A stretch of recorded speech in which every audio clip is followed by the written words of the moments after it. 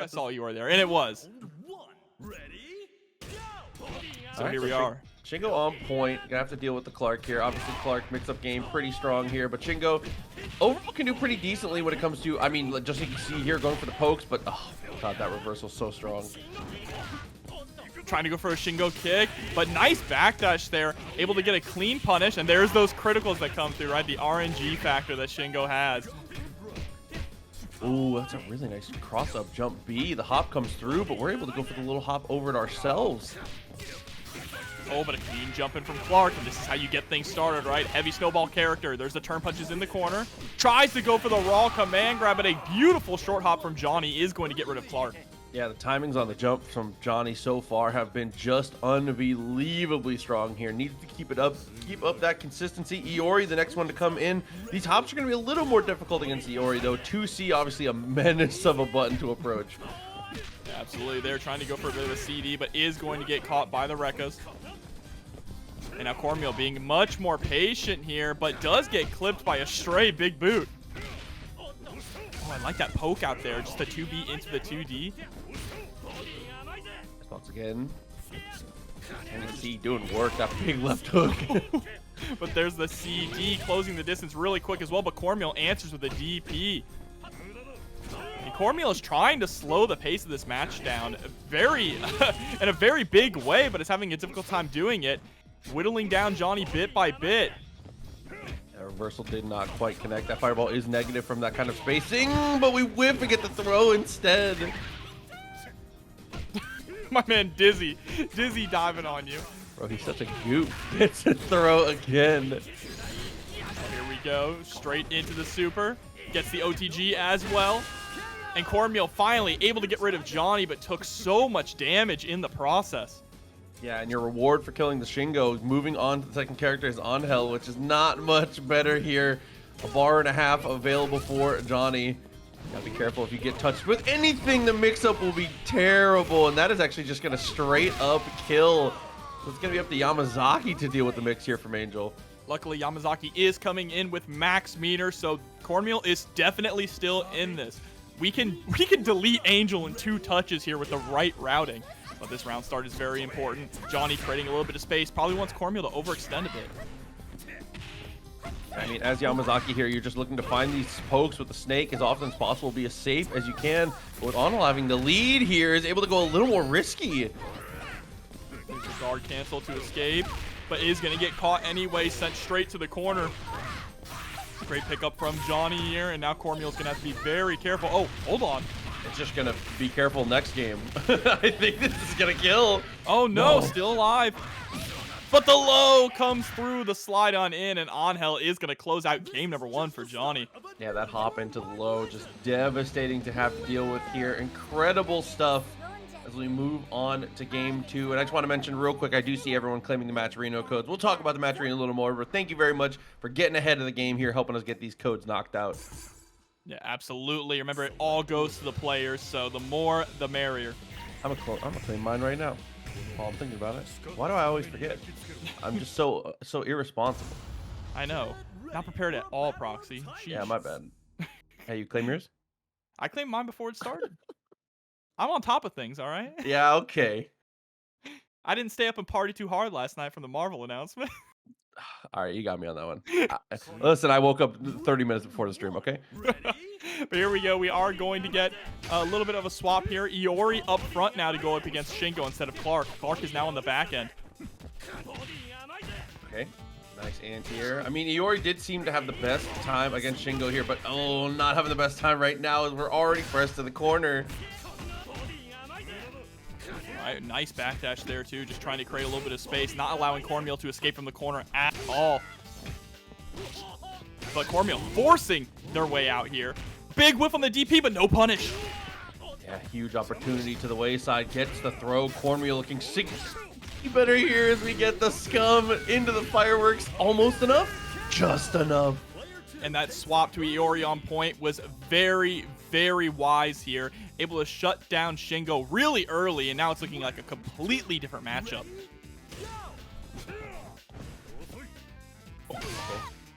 Nice trade. Gets the low into the Rekkas. Good stuff from Cornmeal. Looking completely different here with the Iori on point. Oh, a little bit of a scrambly situation here. The jump in punish on the DP. Johny is going to get a ton of damage off of this. Goes for the level 1. Yeah, when you get into these scrambly, like, bar fight situations here, I gotta favor Angel so often. She's so unpredictable. Oh, but wasn't able to close it out there. Actually kind of surprising. Johny now trying to close the distance here, score that one singular touch, and there it is with the 2B confirms. Yeah, being able to get a little extra damage as Iori is good here, but Johny gonna come in at just about full health. Cornmeal gonna have the Yamazaki second here. So, I mean, really the name of the game, as it always is find that touch. Anything into snake, into poison. Just kind of whittle your opponent down as best you can.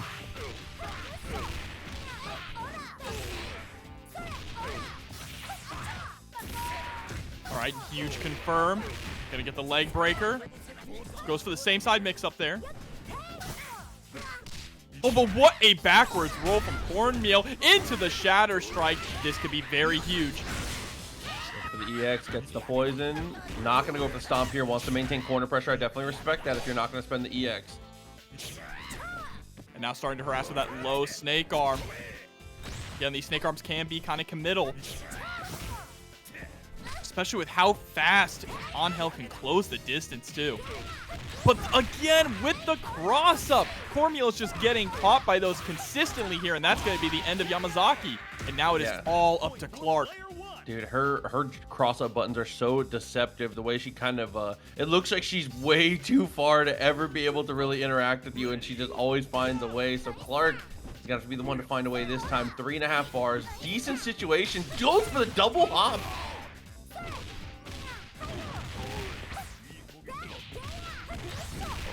Cross up.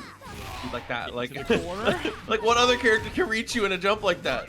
I know. Look, trying to chase down again, but this time Cornmeal is able to roll out of harm's way. Oh, that found that low again. Reads the roll. Doesn't get anything for it.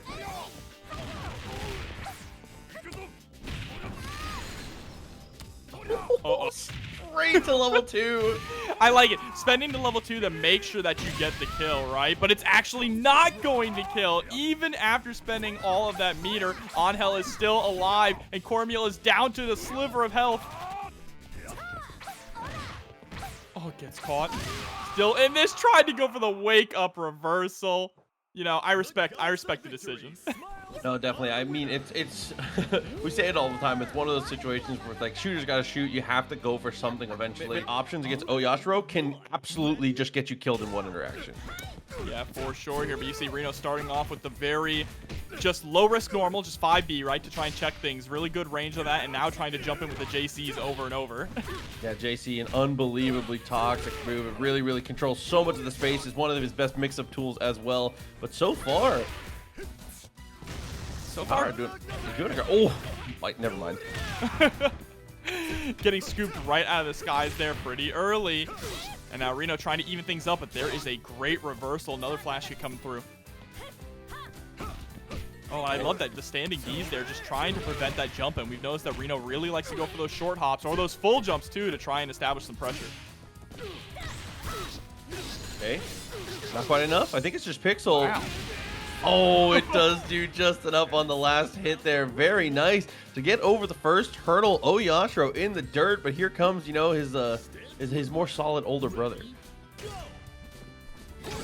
Definitely the more happy one. Not nearly as angry, but still, Kihara holding their own. Brawling with Yashiro at the moment with Leona. That's pretty surprising to see. Gets the JB, trying to lock down Rino in the corner. Beautiful CD counter hit. Unreal. Oh, tries to go for the throw. Rino actually is ready with the tech there. We're able to establish some crazy plus frames here. The first time we end the string negative, we go for the DP in response on offense. I love this. Yeah, this might be the best Leona play that I have seen on TNS so far. And that's a point Leona, too. We see her played a lot in middle or anchor position. And the going to trade with the earring. Rino takes it by the skin of his teeth there. Just barely, just a pixel of life left. Is going to gain a little more, but Rio, this is a one interaction for Rio, absolutely. I mean, half your life is a one interaction for Rio. Oh, and there's the trade. That could have been really devastating. Really late hit on that standing D. But again, just brawling here, trading back and forth. And you can't afford to be doing that at such low life. And now Rino is the one who's down to Ash. 5 bars, though. He's got the banana at the bottom. He's fine. Throwing out the limes, too. Gotta be careful with how you throw those fireballs. You generate a lot of meter for Rio in that way. Yeah, absolutely. Especially if he's just parrying them over and over, right? And depending at the distance, too, he can get a clean punish on it. Right now, we're just being incredibly patient. Kihara trying to find one opportunity to thread the needle and strike. Oh, no! Wait! We take those, Proxy.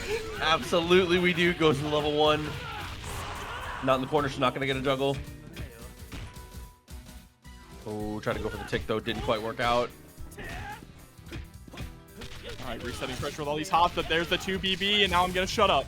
Oh, no, I didn't shut up fast enough, Dude, Proxy. you talked too much in the intro. EX Fireball there from Kihara. Jump, easily stopped with the neutral Fireball here. Continuing that pressure, gets, okay. I like the pressure from Rino here. Oh my god! He's dead! Yeah, that is it. There we go. Kihara taking the first game against Rino. In a pretty, you know, not necessarily dominating fashion, but a very solid fashion. Dude, the Leona was cleaning up. Honestly and truly, it really all came down to the fact that Leona got an unbelievable amount of mileage against both of the Yashiros here. And we're going to switch the order of them, which I do like a lot. It seemed like normal Yashiro did a better job than O.Yash. So a good little adjustment here to start. And we haven't even seen the Joe yet. Joe hasn't even been a factor, and he is a terrifying anchor when he has access to the meter. Absolutely. I completely agree with you. Putting regular Yashiro up front is definitely better. He's better in these scrambly situations, and he can close the distance really well with the dash punch. Absolutely. Guard point helps a lot for jump-ins also. But Kihara seems to have an answer to these. Just answering with the standing D, and we saw before answering with the CD as well. And dude, look how brave these full hops are, just jumping forward in the crazy situations. Yashiro has a guard point and a crazy 2C. There we go. There it is.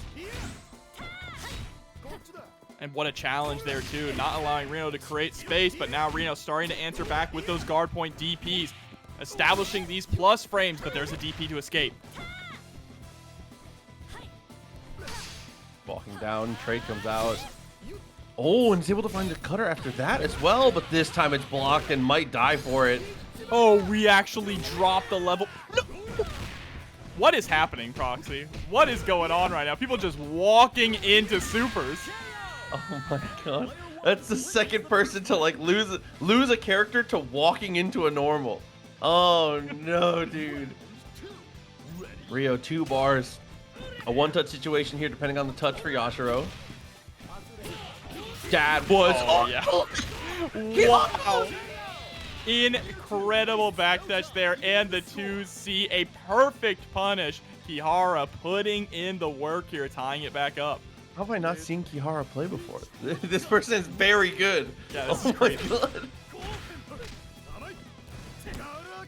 Oh, but you know who's a little good? Rito's kind of good. That's a nice reaction time. Gonna add mid-screen, left, right on the JC. Good block.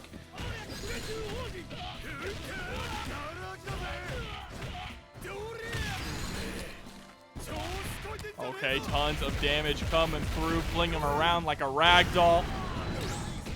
And then again, just jumping in, establishing the pressure here. Kihara trying to go for these parries, but it's going to get crossed up. Can't believe that crosses up in the corner. Oh my god. All right, first time we're gonna get to see the Joe. 3 bars, plenty of meter to be able to work with this. Go straight for the slide the second the round starts.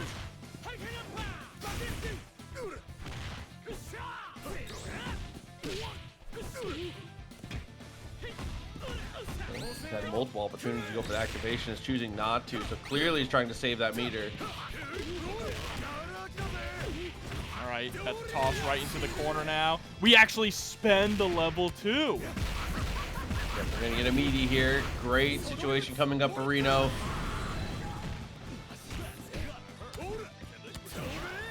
Toss back. And Rino able to close it out here with the OTG grab, going up 1-1. Yeah, I mean, honestly and truly, O.Yashiro just kind of got the mileage we expected out of him, and that was more than enough to close it. Also, the switch of point characters, very, very good to get that out of the way. Leona seemed like she had all the answers against O.Yashiro. Yeah, absolutely. And man, all of these Match Arena codes are rolling in thanks to so many. There's so many sponsor quests, Proxy. I'm trying to click through them in the middle of it too to add more money.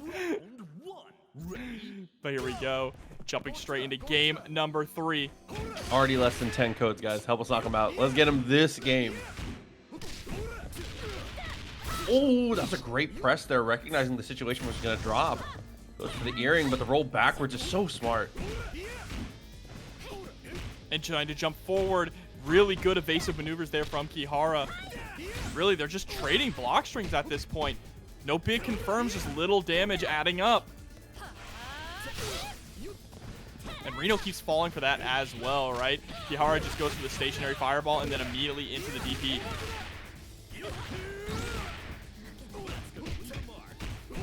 Block. Nice backdash as well, as trying to incite these whips as best as possible.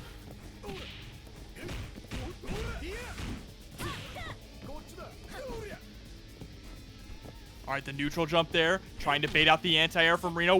Wow, what a JB. There's the confirm, but it's still not enough to kill. What a tech! Oh, potentially a character-saving tech there. Great patience here from Kihara, able to bait out the jump in there, gets the reversal. Yeah, when she is down backing, she is just a menace to hop towards. It's such an easy reaction with the quick flash kick. Now here going up against O.Yashiro. And Rino is just having a hard time getting through that, establishing a really strong neutral game against Leona, even with regular Yashiro. Yeah, the threat of being able to charge during it, the threat of the flash kick makes it so difficult to really plan an approach. Yeah, and it's just Kihara's neutral game as well, right? Playing such a very patient and thoughtful Leona. Probably the most patient Leona I've seen, but what a rush down! Let's switch hairs for a second, you know. B, what a press though. 2C to break out of the block string here. That's the kind of confidence you got to bring to the table. I love that press. And now Rino has plenty of meter to be able to get back into this one. O.Yashiro can snowball this in 2 or 3 touches. That is true, but Leona did plenty of work that she needed to. And O.Yashiro is in a one-touch death range here up against Rio. Everyone's in a one-touch death range against Rio. Now the question here is how much do we spend? There's the level 1. Are we going to spend the level 2? Probably just 1 for the mix, I think. Yeah, okay. And Yeah, we are able to get the low. Absolutely, because now we cash out the level 2, a guaranteed kill. And I said this before at actually. No. OTG. OTG. No. Doesn't matter.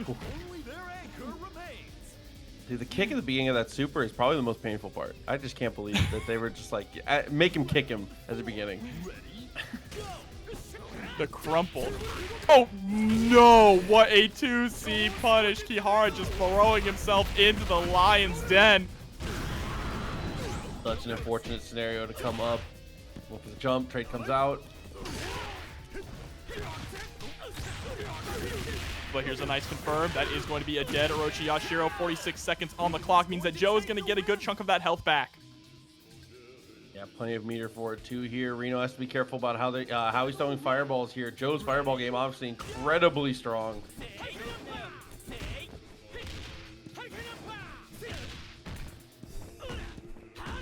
Yo, what is this throat singing in the background? Man, I'm down. Gregorian chants. All right, good patience here from Kihara. That had to have been a missed input, but did not eat a punish for it, actually. Wow. Yeah, lives to fight another day, but might not be that lucky this time here. Is going to go into the quick max. Has plenty of meter. The install comes through. It should be just enough.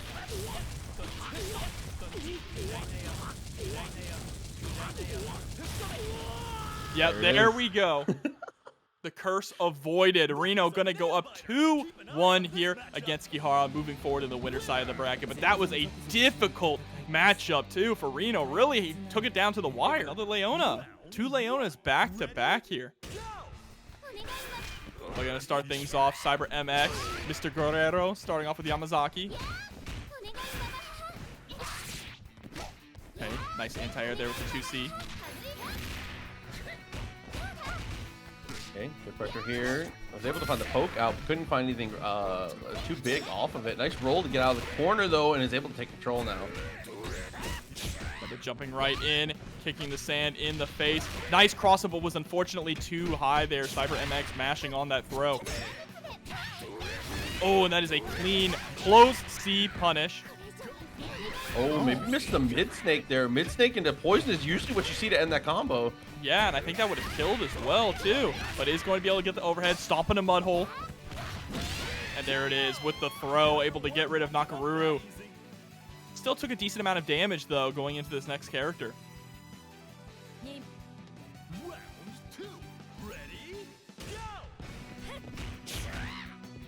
Okay.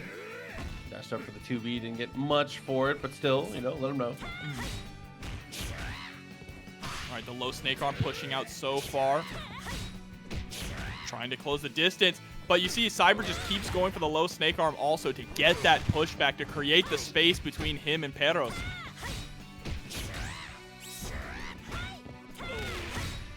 Oh, finds a connection, has the meter, should be enough. Not quite.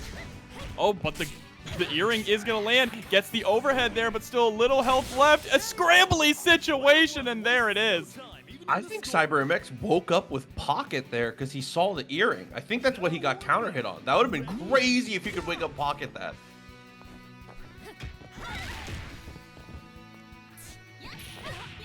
But here we go, Shermie with the jump cross C. So much damage coming out here. German suplexes rushing in. Gets the cross up again as well. And wow, Cyber MX is just being so hyper aggressive with Shermie right now. Perros didn't have a chance to play.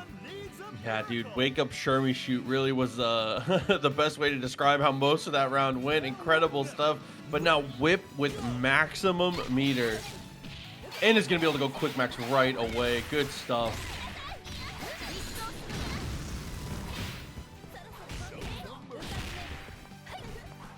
Oh, okay. Trying to do a little bit of a tricky mix-up in the corner, but unfortunately that is going to put themselves in the corner here to the mercy of Cyber MX. What? As I say that. Crazy anti-air button reaching all the way behind Shermie there. The jump back finds the hit, goes quick max again. Should be enough. But he's going to leave himself with no meter, but instead, no. He's going to get the full confirm. Oh no, not like this. But yes, like this with the secret sauce coming in with the $10 directly to the match, Rino. Thank you so much.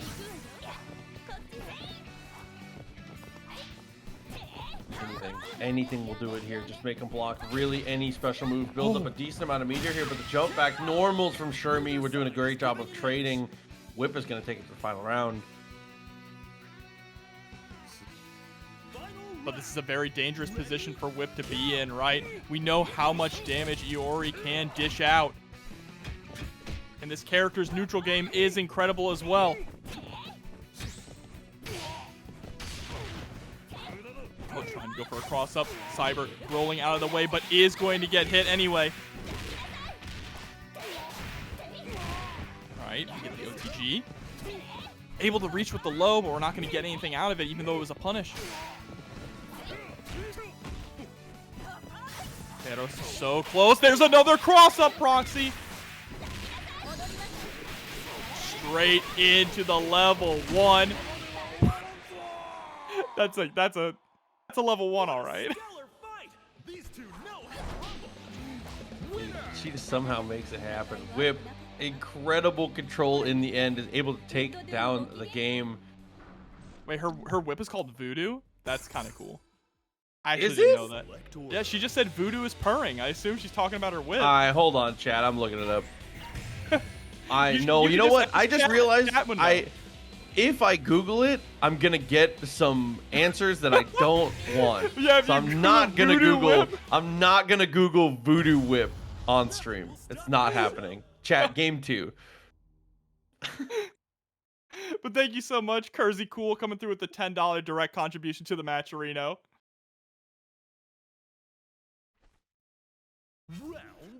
But now we have Nakoruru going to get Shermie on point this time. All right. I guess Cyber didn't feel too good about the Yamazaki-Nakoruru matchup, so instead it's just opting to put Shermie up. Yeah, I mean, Shermie was kind of able to run over a lot of different things. Her momentum is pretty crazy here. I feel like most people who play Shermie, they're her best character. It just kind of works out for them. Oh, there's the bird dive. Toss back into the corner. This song is a banger. Oh, and chasing down the back roll, though, able to catch it with the 2B. Okay, bird grab. Bird working out pretty well here. Does go for the hop for the trade. Doesn't quite work out and jumps over the Shatter Strike. And another cross up. Straight into the throw. Just an execution there at the end. Had the kill, said I want the reset. Goes for the throw. Easy kill. Arrogance have found their prey. Here we go, straight into the next one. Peros is doing such a good job being incredibly mobile with Nakoruru here. So slippery and hard to catch and just mixing up like a monster. There's a great punish. Cyber MX is just trying to swing out with anything.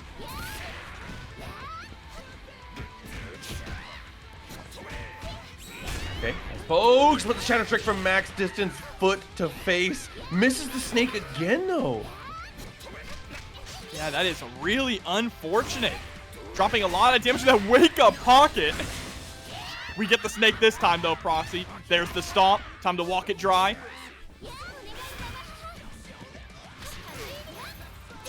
On the low. Goes for the DP. Oh, but we wake up with that 5C. Just be able to go for the quick anti-air. If there was ever a button to press, that's the one. All right. And now we bring out Leona. Leona's sitting with a lot of meter here. Cyber MX is going to have to be careful, play a little bit more of a longer range poking in with those snake arms. Doesn't want to overextend.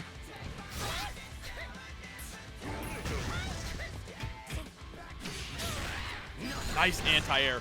Oh, we dropped the super again. Spent the meter and still lost the character.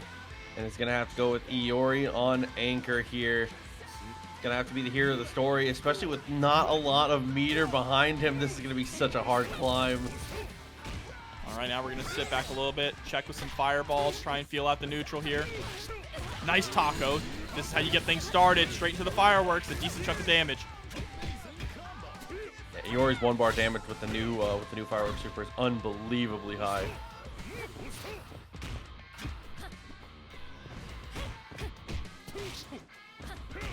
He continues to be an absolute menace here. 4 bars, though, is able to get the EX. That's going to kill Leona. Whip is going to have to come in. Max meter, though. Yeah, but Cyber MX was able to do that with barely a scratch to Iori. That is huge. Still definitely in this. Just don't get hit.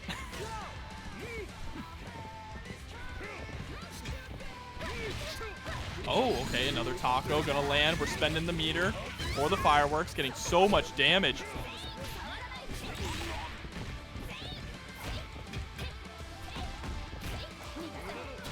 Oh, the roll through to get the punish with the close C. Spending the fireworks again. It's not gonna be enough to kill even with the OTG here, so just gonna go for the DP. Beautiful. Beautiful play there from Cyber MX with Iori taking it all the way back to tie things up 1-1. Yeah, I mean, that was the standout thing of what you pointed out. Not a lot of meter spent for it, which is crazy because I feel like Iori's new identity in this patch, not only obviously being significantly more solid in a lot of different ways, is really just spending meter. With the new change in fireworks and the way his supers combo together, he is one of the premier meter dump characters in the game, so very impressive to see him be able to do it without it. Yeah, especially the big damage with just 1 bar too. It's kind of ridiculous. But what's also ridiculous is the pressure right now that Nakoruru is putting on Shermie in the corner. able to catch the rollout attempt, but an unfortunate whiff means that Cyber MX can take control of the momentum now.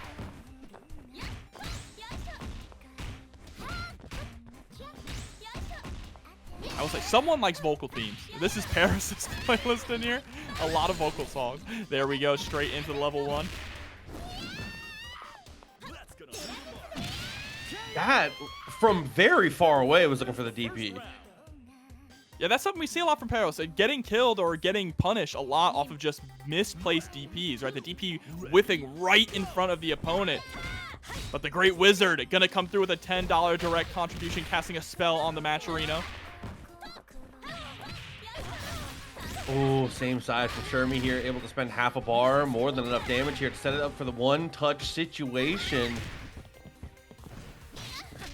Black dog, bro, with the cross-up into the Shatter Strike. Leona is unbelievably high damage when you spend the meter here. Has the positioning in the corner. There goes for the CD. Nice reversal from Cyber. Actually, yeah, gonna be able to get the kill here, too. And Leona is down. It's up to Whip to make a reverse OCV for Perros to stay in winner's side. Very tall ask for sure. Has the resources, though. Needs to back off a little bit, threatening the stance when they can. Okay, quick activate. Doesn't spend almost anything.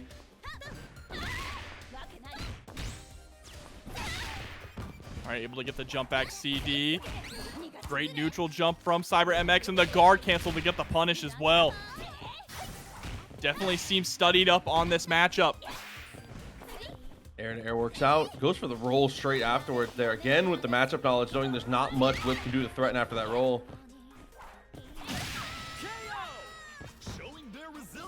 Little air to air from Voodoo. Yeah, and that's one character down here. Still have a long way to go, though. I think Perros might end up having to be a bit more aggressive here. We saw how strong their whip was when they were just going in, trying to score those cross-ups.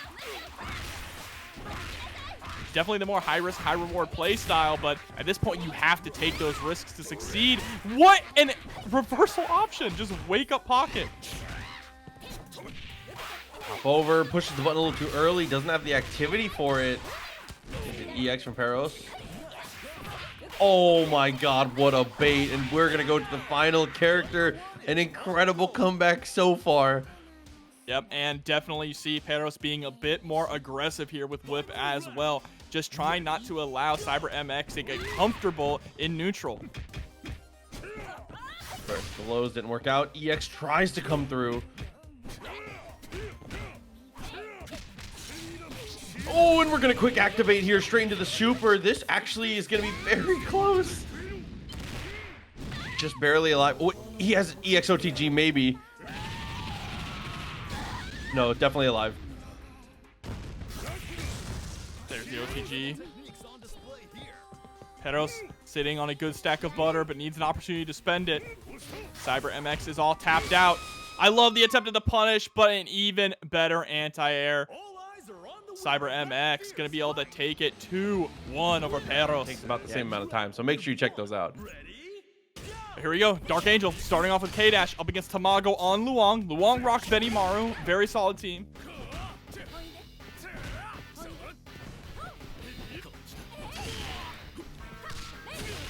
Oh, nice little cross up there. Tries the DP through, but this is going to be a massive punish.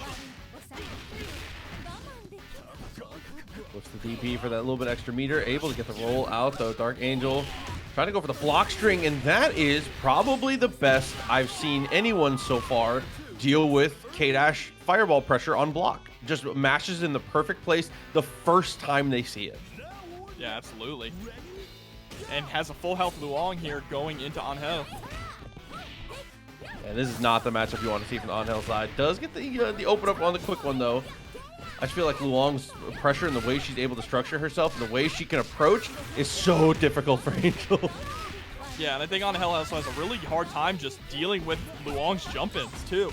That's what we've seen, right? Tamago is consistently just hopping in, jumping in, and it is all working. Gets the instant overhead there and takes the throw, but there's a nice press out from Dark Angel. Spends the level 1 super. Okay. Hell gets aggressive, wins for the jump over, throws the attempt at the roll, but misses it on the second one.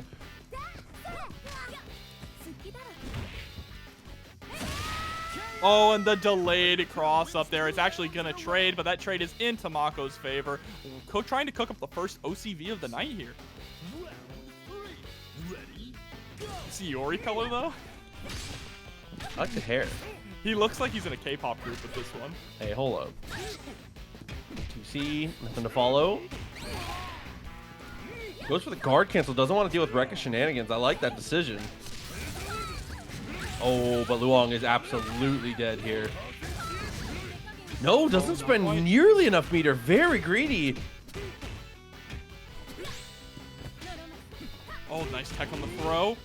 The DP gets blocked, though, and that is going to be a lot of damage. Gets the knockdown, frame kill as well, tries to go low. I love the guard cancel decision from Dark Angel and chips out Tamago. And actually, you know what, Proxy? He looks like he's going to pull out some Egyptian god cards and challenge you to a duel. That's what he looks like. Let that chunk of health missing from Iori be the lesson that you need. Always spend the bar, just kill him, man. It's always worth it. Yeah, especially if it's Iori. It's always worth it to just kill Iori. Okay. Straight into the super. Ooh, nice fake out there to get the empty low. And that is going to be game number 1 to Tamago. This is just the start of a new worldwide legend. Winner. Keep the faith.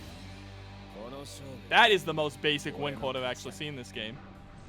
This one's my win. Hey, listen. Basic guy, basic quote. Basic guy? Come on, man. My man is chuny as hell, bro. All right, back His to it hand again. burns with awesome power. Dude, all right, K-Dash, we need some mileage here. This is already a significantly better start than last time. As you were saying, though, okay, nice. Able to score the DP into the knockdown. Okay, drop the elbow. Wake up, though, back and forth. Both of them mistiming their pressure over and over again, it looks like, with Tamago. He's going to find that crazy left-right. Yeah, that reset just absolutely devastating. Tries to go for the cross up there. Dark Angel able to block it, but still stuck back in the corner. Nowhere to run, and there's the trade. Tamago once again taking the first round pretty decisively.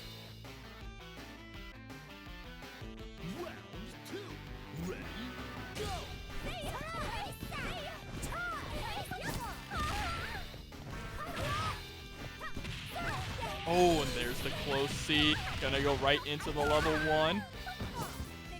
Slides on in. Able to catch the roll attempt. And are we gonna spend it?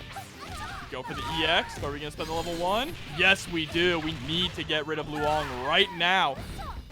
But it's not enough. They'll put him in a one-guess situation. Worth the bar for sure. A great call.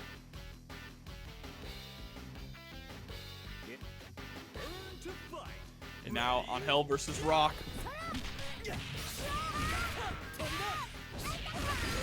Now Rock definitely got hit with the nerf stick in the most recent patch, but still a very solid all-rounder character. And you've been seeing that because the players who have been sticking with Rock are still putting in the work and putting in the results. There's a nice throw in the corner. Again. Oh, but there's the counter. I feel like counters got nerfed, and then I started seeing counters. Just like that, goes for it, and immediately. The people's elbow. We don't need Team WWE. It's right here. And the run-up throw. Wake up buttons from Dark Angel. Again, just the same exact thing over and over. Tamago was not expecting it the 5th time. Look, if it ain't broke, don't fix it.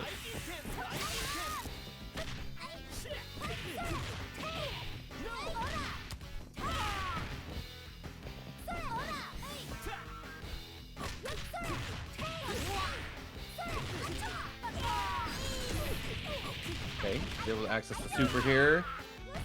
Be able to whiff for meter. Same side. Guard cancel comes through. Tamago still in trouble, but a much better situation after getting out of the corner.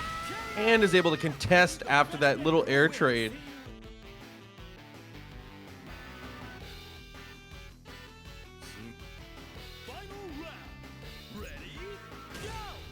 All right. Benimaru immediately starting off with the air lightning here. Is going to get caught, sent into the corner. Dark Angel able to score that nice 2B. And the Gazelle punches come through, and we are able to tie things up 1-1. Dark Angel staying in this. I just can't stop thinking about the Egyptian god car here now. You've ruined this color for me. Bro, he's going to pull out the Winged Dragon of Ra. He's trying to make Tamago look like Joey right now.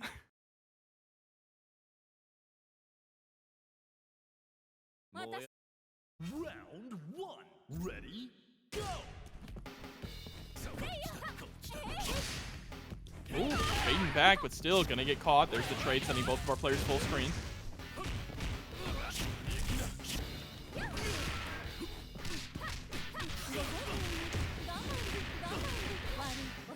Pickups. Gets the knockdown as well. Able to chase down the back roll. And we've seen that a lot so far. These players are very, very good at chasing down back rolls and roll forwards here. And they're getting a lot of reward off of it too.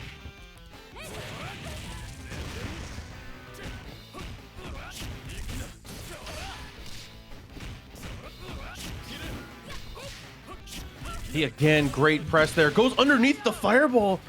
Luong digs underground. She's in the bunker. Getting low, very low there, but now going to be going up against Angel. And let's see if the same strategy as last time for Dark Angel will work out. Right now, though, just trying to create a little bit of space. Guard cancel. Tamago does not want to give Dark Angel any room to get something started. No momentum.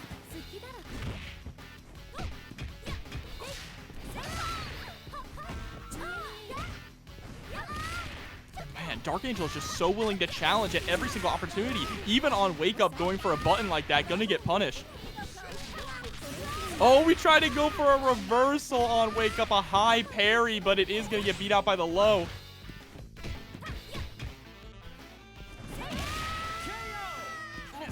How'd that even hit, Proxy? What kind of hitbox is that? I just don't have the answers. She kicked the air above her head. Iori is going to try and kick Luong in the face, so I'll make these hitboxes make a little more sense. Gets the hop over into the EX. Very easily can kill. It's just, are you willing to spend it? EX. Oh, we're just going to jump in instead. He's able to get to 3 bars. The perfect kill, and the Iori OCV has begun. It's time. We're in his world. Has plenty of meter to work with here. Nice 2C from Tamago, immediately answering the jump in attempt. But also teching out straight into a 2A. Starting this off strong. That one knocked the air out of me. Oh my god. Air to air, try to go for the close C. Instead is going to catch an EX elbow. Gets the second bar and is able to cancel the level 2 with the Raging Storm. Way more than enough. And Tamago is going to be able to close it out solidly, 2-1. Other more basic top Agreed. tiers, right? Definitely agreed. There we go, jumping CD to start things off. Krohnen is not going anywhere. In fact, now that Krohnen has been nerfed to be a much more balanced and fair character, you're seeing him on point a lot more often. Yeah, I mean, he's a character that, oh, see, look at the damage he's able to put out off of this, and he's able to end in a good situation, too. He goes for the overhead and is able to get himself to stay close for that strike throw game that he excels so heavily at, but that's a very risky DP.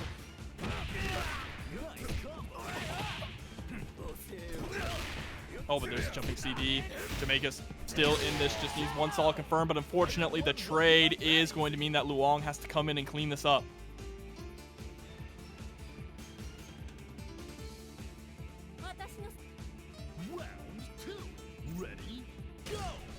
Now Luong versus Krohnen. Yeah, Jamaica starting things off with that CD. Squeezing out as much damage as possible, but gonna hold on to the meter knowing that it wouldn't kill. Oh, slide under. Try to go for the attempted throw afterwards here. Heavy slicer. You cannot let Krohnen's let that rock. That is where they're going to get so much mileage here. he gets an incredible amount of pressure every time you let that go. Oh no, but misses the stomp afterwards. That is really unfortunate. Allowing Jamaikas to escape and get a nice clean 2B punish there to get rid of Krohnen. Yeah, waking up with the 5A. Incredible stuff to be able to go for the answer, but unfortunately couldn't get more. And we're back at it again. Egyptian God card Robert going through with the Iori. I hate it. I'm so mad you said that. That's what it makes me think of. I'm sorry. He just looks like he's a Yu-Gi-Oh player. That's true. Iori always looks like he plays Yu-Gi-Oh. You're not wrong. Got that knockdown. He's able to catch the roll. Oh, wow. What an interesting interaction there. Iori just hopping over the low. And just going to go for the run-up EX grab. Taco in the corner. Jamaikas not expecting it coming. And there it is. Closing out that round with the DP. It's all up to Chizuru.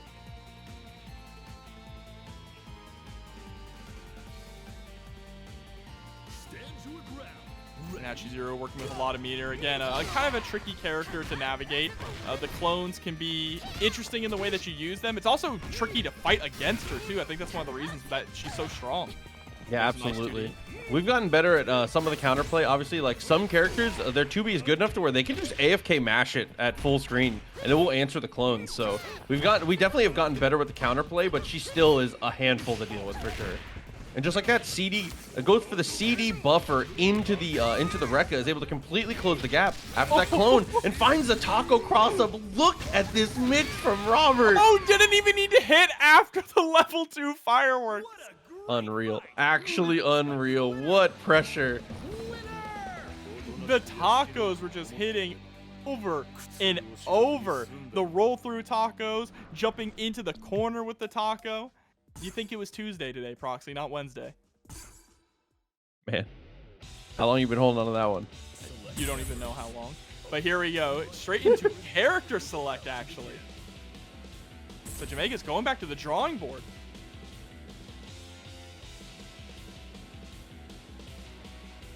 Let's see. Thinking about these picks. Taking his sweet time.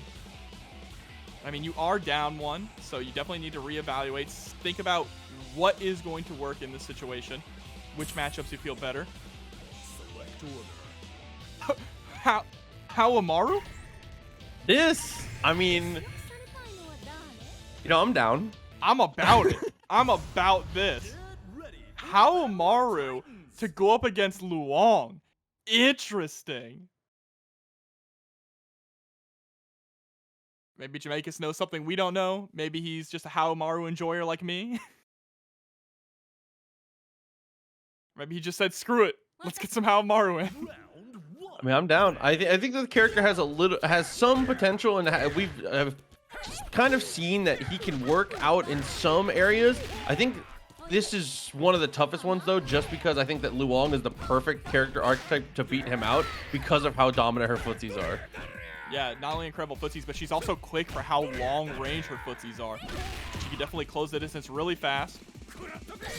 Nice, able to get the throw.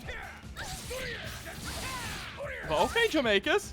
Huge chop there. Gonna send out the fireball. But it's those big whiffs that How Amaru falls victim to. Cross-up comes through. His DP also easily punished here. It is incredible vertical hitbox. It's very good in that close range scenario, but situations like that where you're able to go for the roll of the backdash, you can very easily blow him up for it. Yeah, but Jamaica's still able to do a decent amount of work with How Amaru there. Could easily tie this up with just a good hit, but Robert just being hyper aggressive trying to rush down. And I like the way that Robert's gameplay has kind of been like, when I have the lead, I'm just going to smother you, not allow you to get your rhythm or get any momentum. But Jamaikas is going to take that momentum anyway here. Time to bring out Iori. So the one that was able to get it done last time.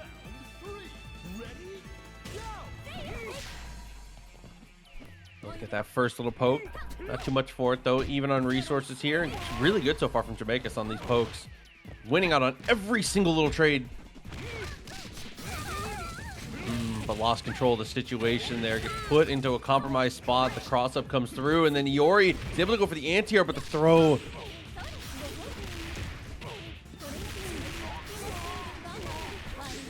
Huge confirms. There we go. Level 1 super. Still not enough to get the kill, though. Oh, what a CD to escape from the corner. Straight into the roll through EX grab. Robert's mix-up game with Iori has been kind of crazy right now, Proxy. Dude, everyone has been leveling it up so much, and Robert, no exception. This character is getting pushed to the limits these days, and Gato as the anchor here. So more meter to spend, more opportunities to get these kills, but doesn't spend anything to finish off Iori there. Doesn't matter, though. Still is able to get the kill. That was terrifying, but made it more reasonable. And I feel like we're rolling back the clock, Jobber. It is Gato versus Krohnen. Gato versus Krohnen, shades of Season 1. And this is Anchor Krohnen, too. The moment that you get into the corner, it really is going to be Season 1. There's the jumping CD, pushing further to that hollowed ground. But instead, Robert is going to be the one with their back up against the wall. Trying to stick up the standee, couldn't quite get there. Okay, good amount of damage. Take the shot. Still alive, though. Gonna trade there with the jump CD. Jamaikas now needs to be very careful about what buttons we stick out.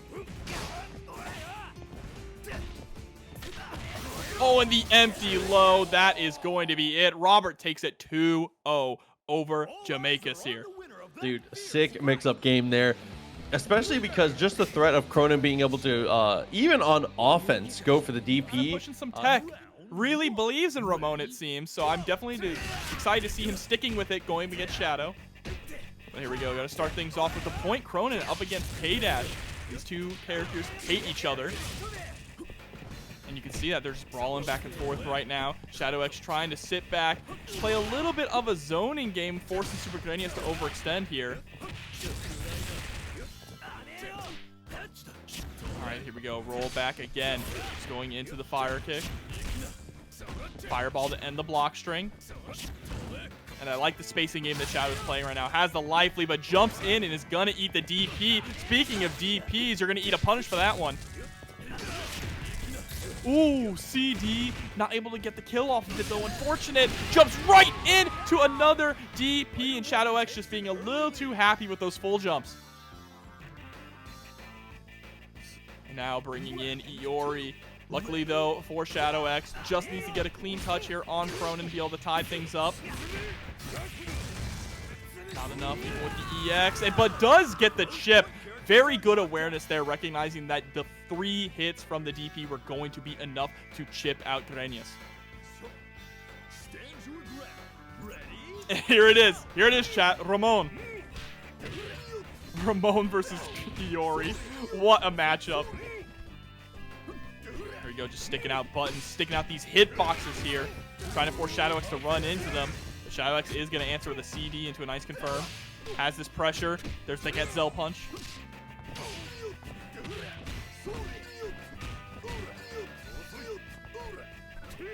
Just goes for the run up.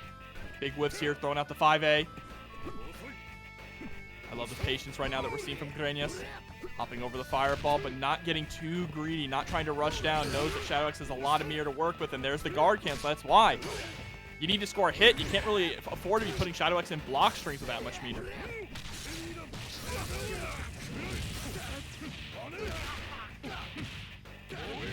Okay, nice confirm with the DP.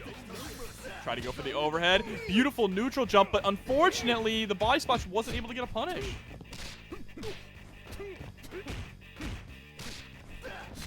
Punished with the 5A. Nothing afterwards. But does get the run-up shatter strike. Is it enough? DDT, and there it is. Jake the Snake.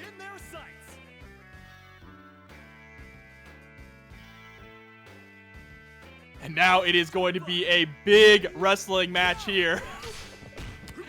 Both these two tossing each other around. There's the Argentinian backbreaker into the elbow drop. 1, 2, 3, count it, and it is time for Joe to put in the work here for Grenas.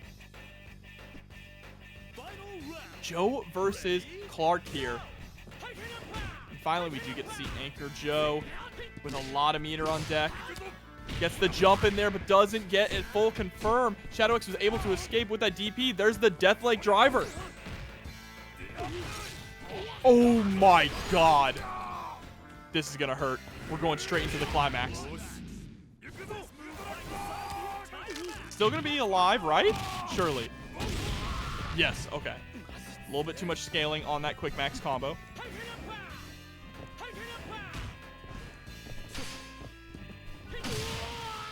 And the trade in the air. That JA is so good. Shadow X is going to take the first game. This is definitely incredibly doable, though, for Grenas. Ramon put in some decent work.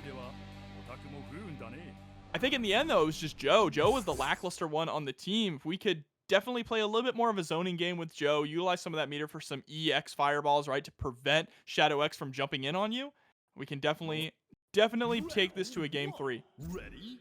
Go!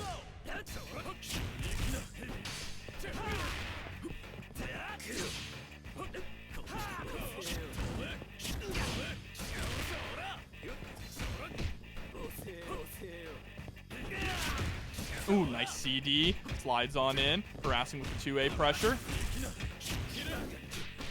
Catches the roll through too. Shadow X, so smart. Good patience. Trying to go for the 2D there on the jump and isn't able to catch the trip guard. And you can see Shadow X is also being a little bit more patient too when it comes to offense after some of these trades or these knockdowns. As I say that, he slides right on in. But the reason why is, got hit by a lot of DPs from Krohnen there in the last game. Is going to be able to get rid of Krohnen relatively early, I should say, and keep K-Dash pretty healthy going into Ramon. So this is looking really good for Shadow.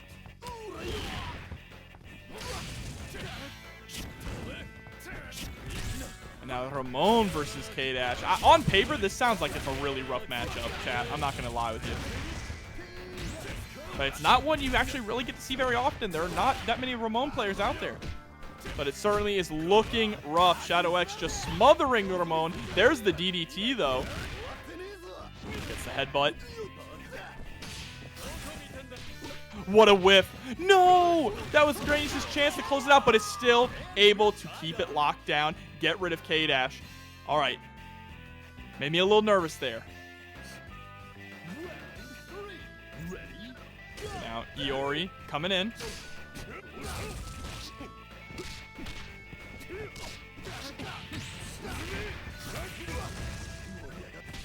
Gets the EX, trying to go for a throw, but a nice tech there from Grenas is going to get caught. Looked like possibly trying to jump. There was no counter hit there. And I also want you all to keep in mind, too, this is a top 8 Winterside qualifier match.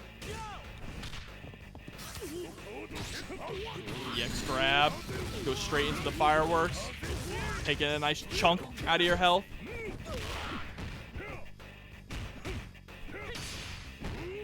Trade. And that CD has a bit of a frame kill, but this time Grenas answering back with the CD of his own. Bad spacing from Shadow X. Means that Grenas has another chance.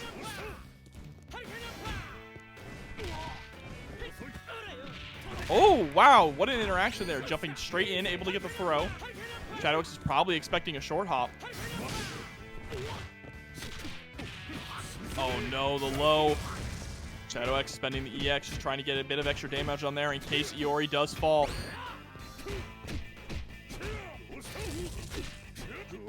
And the defense starting to crumble. There is the run-up throw. Shadow X is going to take it 2-0 and move on to top 8 winner's side. Here we go. Geese versus Yuri to start things off. Yuri is a very explosive and slippery character. Her damage is absolutely deceiving. Look at that. Yurikov already trying to be very annoying and slippery to catch, but one bad DP means that Excelancer gets that momentum started. He's also a character with incredibly high damage on the point, not needing too much to be able to get things done. Yurikov was able to find the throw and get completely out of the corner of that really high jump.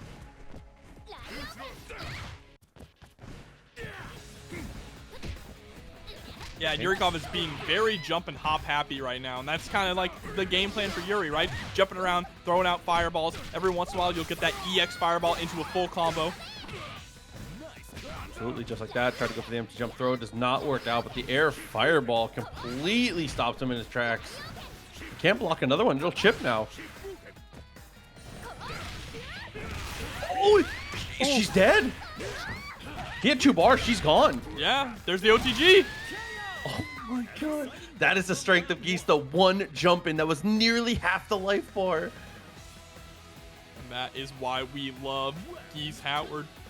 Such a strong point character, but now has to go up against Meitenkun, who is an absolutely terrifying force to be reckoned with. And there it is with the DP.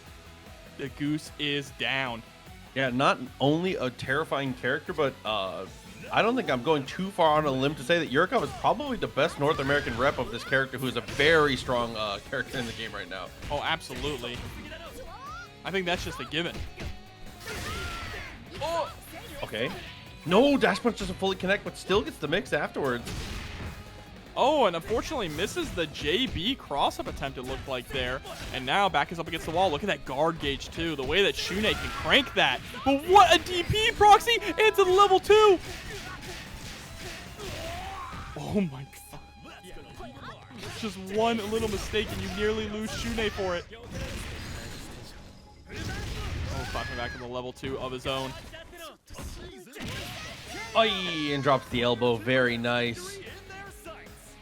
I like how he just puts one arm behind his head when he falls down. He's just sleeping, just chilling. Listen, he knows what he's about. He said, finally. Good air to air. Not something you see often. Shun'ei versus B.Jenet is him winning out on any air trades. And I like how we see Shun'ei going for a lot of just the air hand, right? Not only does it move Shun'ei slightly backwards, but it's a massive hitbox to just throw out to prevent your opponent from approaching, especially in the air. Unfortunately, though, in the air, B.Jenet is queen. Block on the cross-up attempt. EX is dealt with.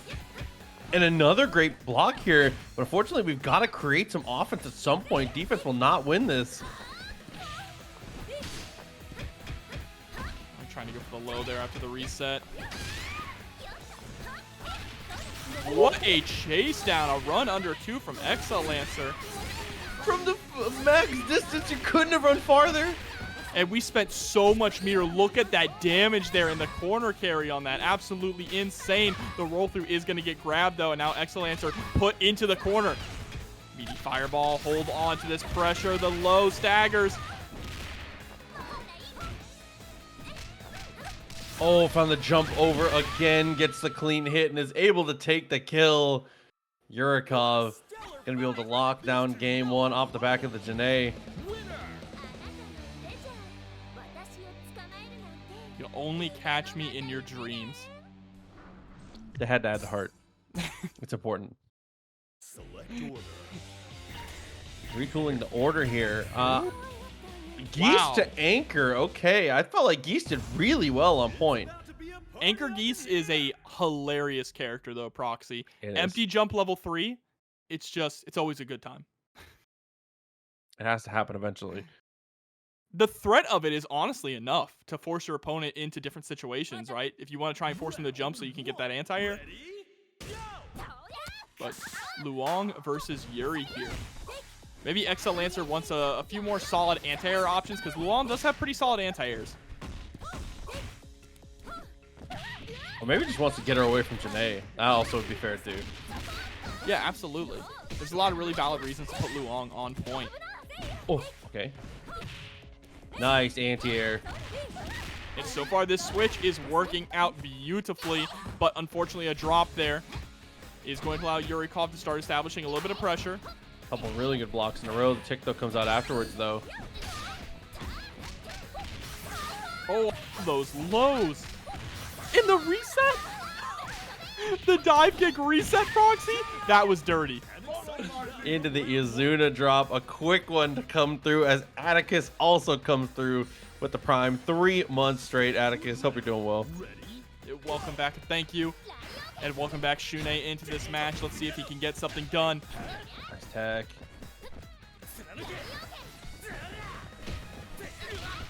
His Aqua Hand, just for zoning purposes, is still pretty good. I think it's a little underutilized. It's pretty committal, so if they're already committed to a jump, you are just going to die for it. But just poking at mid-range, especially if your opponent has a fireball they sometimes want to throw, it's a good tool. And that guard gauge, wow, utilizing Shun'ei's unique air movement there to bait the DP out of Yurikov, but wasn't able to get the full kill. Oh, and there's that trade you were talking about with the air aqua hand. Great stuff. And honestly, that really just shows off the way you're supposed to play the character. The cornerstone of your offense is making them block 6B. All of the things that you can do that are terrifying on offense really stem from 6B connecting at some point on hit or block. Absolutely.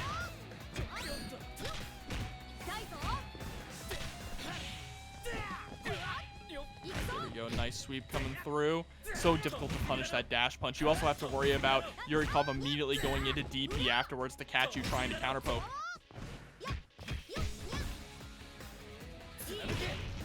There we go, nice poke. Oh, reversals with the dash punch?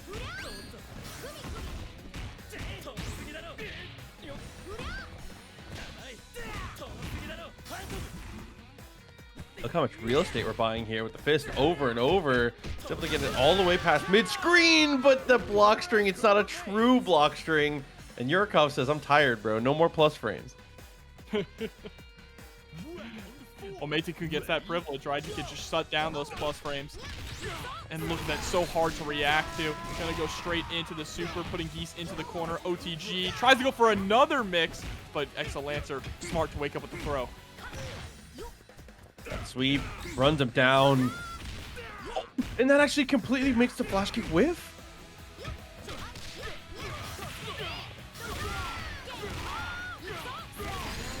I didn't know you could fit a set. Today I learned. I just adjusted my combo route. I didn't know you could fit the second one there. The second flash kick. Knowledge is power, Proxy. Oh my god, the level 2. And Geese knows a lot, brother. No punish, dash punch into no follow-up. Maybe from that distance it might have been safe, but I was not expecting the full screen dash punch, and neither was Excelancer. It's the same day as DreamHack Dallas, man. But all right, here we go, starting things off. Shadow X and Tamago. Tamago bringing in the Blue Mary for this matchup here. Grappler versus Grappler. Jump back B, gets the standing C as well. Good amount of damage so far, and commits with the dash up straight afterwards. Here we go. 2 dash punches there. Nice little mix up. Deathlake Driver putting you right back into the corner, and there's the German suplex. Oh my god. Again? Oh my god, and then the close D. Quick, someone check his computer. Check him PC. Oh no, dude. Clark, and this is the thing about Clark. When Clark gets going, he is a difficult character to stop. Probably the most heavy snowball character in the entire game. It's definitely a character where you can tell when someone's feeling themselves. Harder than some other games. But right now, Tamago doing a really good job just keeping that pressure on with the 2 A's back to back to back. Shadow X finds a way to escape from the corner, but is still taking a lot of damage. And there is a clean punish. I would call that dirty, because good god, I cannot believe that lands on the opposite side there. Even if you block the heavy on the way down, no way you're blocking the cross-up landing. Yeah, that was a little much. Oh, a little much. It's a great way to start here. Gets the CD from max distance, drops the combo, wakes up with a throw. Tamago is DP'd for trouble.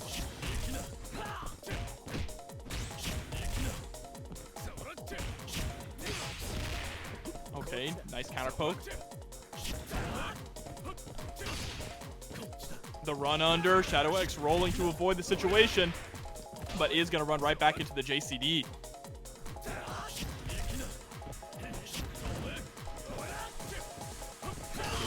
Here, another JCD into the corner. Oh no, Shadow X was able to block the lows, but still got caught by the staggered pressure and is gonna lose K-Dash.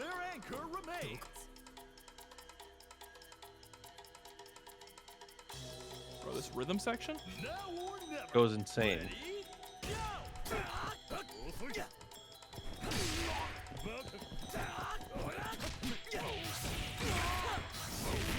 Okay. 1, 2, into the super. Finds it on the elbow. A little bit of a stagger is more than enough to catch Shadow X trying to swing. He might just go down for it. He might not get to spin this meter, but here we go. Quick activation. Right into the climax, just in time for Dr. Whiskey to come through with the prime. Thank you so much.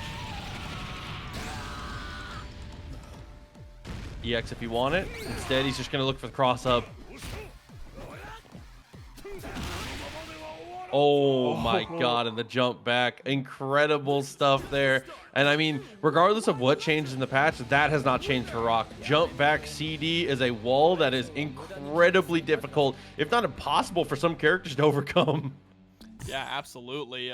Rock is still an incredibly solid character. He is not Pebble Howard, like many people would be saying on Twitter or in the comments section. He is still a force to be reckoned with, and Tamago is proving that. Round 1. Ready? Go!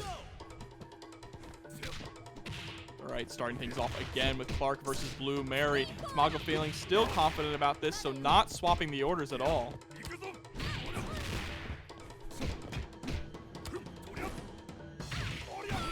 Okay. Is able to wake up the throw, get out of that pressure.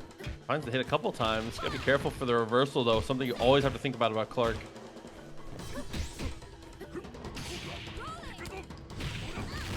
That's so unfortunate. That was just a hair misspaced. Tries to wake up with the suplex and is going to die for it. Oh my god, the DDT. And once again, Shadow X able to dominate Blue Mary here with the Clark. But now, are we going to see a different kind of game plan here against Rock? Because Rock just kind of ran wild against Shadow X's Clark here, especially with those 2 A's just over and over to really check Shadow X. Would you say that he was rolling jobber? Hey, yo, shut up, Proxy. That's what happens. Look at that. Nice block on the super. It was so cringe that Tamago dropped his super and got punished for it. Listen, the rolling death cradle back into the corner. Nice tech for the standing C. Rising tackle breaks him out of pressure. We just move on. Oh, the JA. There it is. EX tackle, and Rock is out of here. That juggle anywhere OTG property is unreal for that tackle to be able to make sure you can get the combo from anywhere. And Benimaru has to do some really heavy lifting now. Yeah, has to make a reverse OCV. Oh, but we got the drop though on the song. Oh, 2D. That 2D is also so good. Just an extremely long range poking tool, but is going to run into the DP. Deathlike driver, nowhere to run. The activation, wow. Absolutely. This is a confirm we see so often from Shadow X.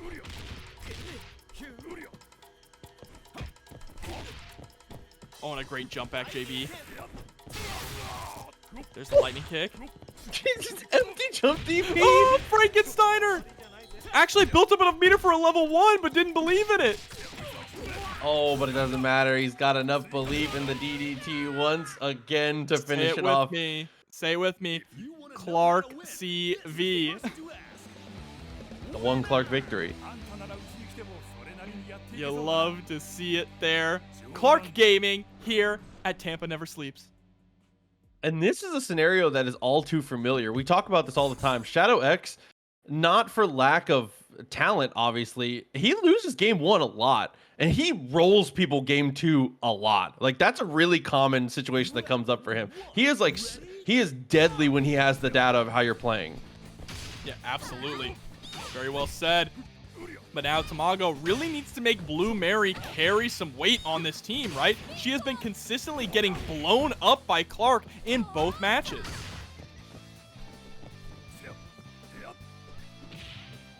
Oh, standing C, dashes up. Dude, okay, Shadow X is feeling unbelievably confident here. Here we go, the dive into the rolling death cradle. Oh, the JB. Okay. Just sticking it out.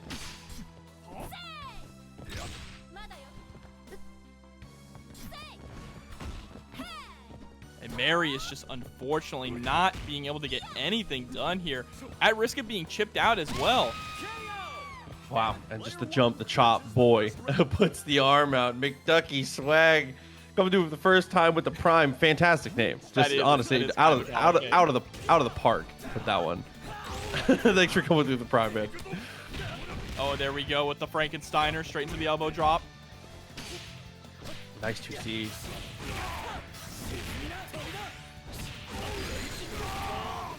Nice Raging Storm there, putting on a bunch of damage. I mean, so far, honestly, it's been like Tamago's only been fighting with 2 characters. Mary has not done any favors for him, and neither is this quick mode activation. Gonna put Tamago back into the court. Oh, and he gets to still punish. It's so sick. I'm pogging right now in real life. God, oh dude. my god. And then, I gotta put Clark back on my team. I don't know why I ever dropped this character. Gaming. Clark Gaming. How did I drop this character? How did you? I don't know, dude. I'm a non-believer. Look at this guy. There we go. Frankensteiner. Max range. And then the jump in, empty jump, Argentinian backbreaker. Tries to go for the fake out JA into the throw, but Tamago is ready for it this time. Ooh, and the sweep. Okay, I heard the trumpets and the timpani. He's the UI right now, brother. Yeah, hold up, let him cook. Almost has 2 bars. We see that quick max activation so often on the standing C. And Tamago just trying not to get hit for dear life right now. Trying to just throw out some of these orbs here, throw out some longer range buttons, just trying to get that one clean hit to get rid of Clark. But the clock is running down, and so are Tamago's options at regaining life. Oh, for the second jump. Hey, and there's the lightning kick to be able to go for the anti-air. So Clark finally gets put to rest. We have 2 ridiculous characters still coming in. K-Dash with 3 bars.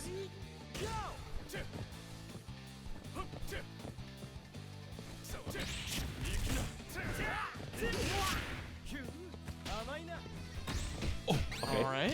2A, 2A. Great patience from Shadow X, waiting for that guard cancel there. It's almost like trying to bait up burst. There's the slicer. Oh my god, gets the EX. Whiffs though. Oh, dude. 4D chess. 4D chess. What a way to avoid the DP. Still has time to jump in and get the punish. Here we go, jumping right into it.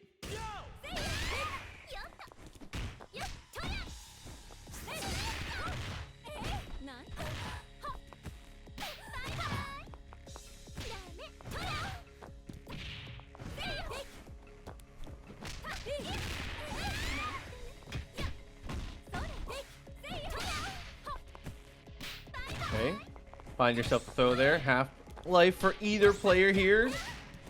Trying to build yourself up to that 1 bar now. Robert, gonna see if you can cash out this. Find that touch where you can. Good pressure so far and gets the cross up and then goes for the little stop sign, but the drop on the combo. Yurikov looks to fight out himself on the way back, but it doesn't quite work out. Round 2. Ready, go!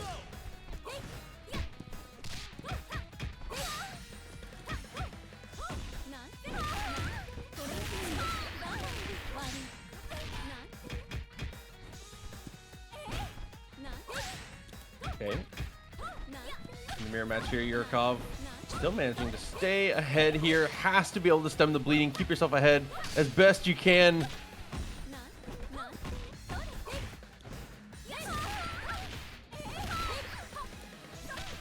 Oh, okay. Was looking for the poke. Couldn't find it. Trade back and forth. And okay, Robert back in control now. Has the bar if he wants to spend it. Chooses not to. And instead is just going to go for the mix-up. And it does work out. Looking good for player 1.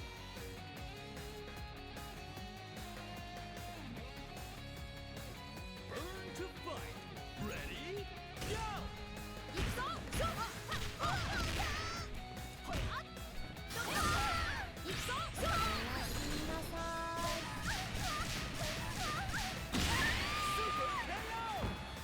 Showing their resilience here. Reach for the top. Ready, go! Okay, dash punch, good damage. Gotta poke with a 2A. The 2C doesn't work out either. We still are able to find this DP where we can, but the Shatter Strike, very nice stuff here. Robert trying to take back control. Couple good hops to make him whiff. Robert again is able to take the shot, put himself in a great advantage here and take game 1 over Yurikov. That was so impressive for Robert on the closeout.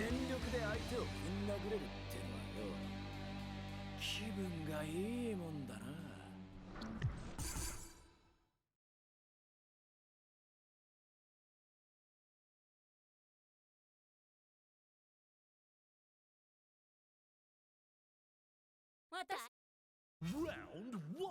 Ready? Go!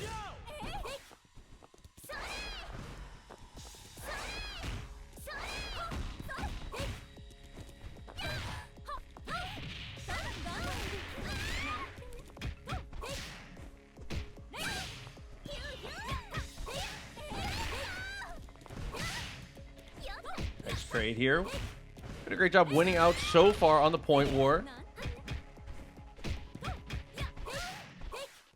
Able to find that low, packed it in. Oh my god, standing C though. What a way to stop the cross up. Looking for the Shatter Strike, but that's gonna be Yurikov getting the whiff punish here.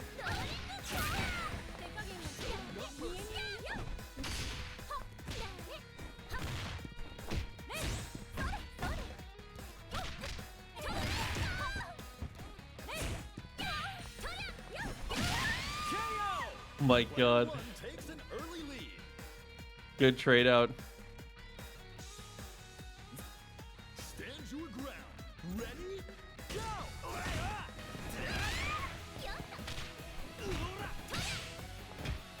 All right. Here we go. Nice 2D. Harassing with the 2Ds. Robert got sick of it. Answered back with a DP. The score.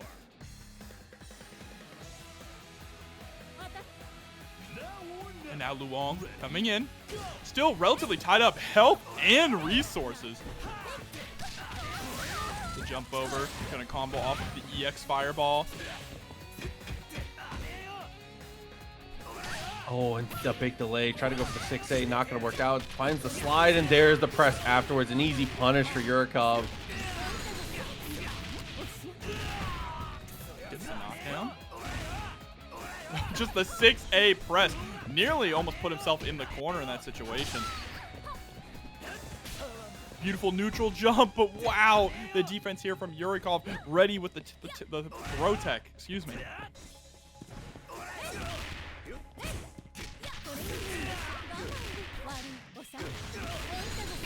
Oh, straight into the super. Not quite there. Looks for the EX Fireball. Still spending meter here. Is willing to commit and is confident that Krohnen can do it, but he's going to be put away. Yurikov Round 4. Ready? able to feel a little bit more comfortable now. Having some nice health here on Luong and having Meitenkun waiting in the wings. Still maintaining this corner.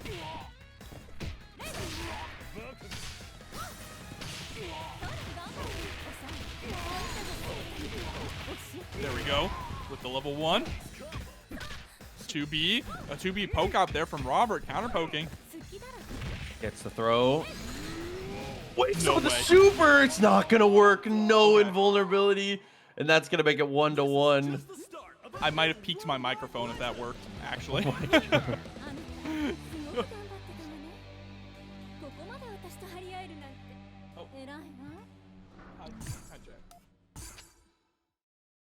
All right, and we're going back to order selection now. Gonna be putting Luong and B.Jenet on point. Okay. It's about to be a party up in here.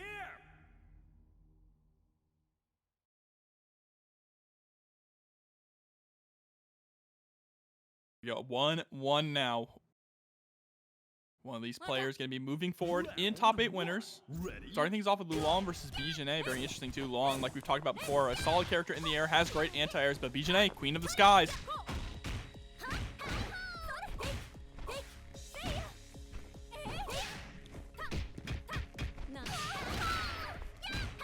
Countering back.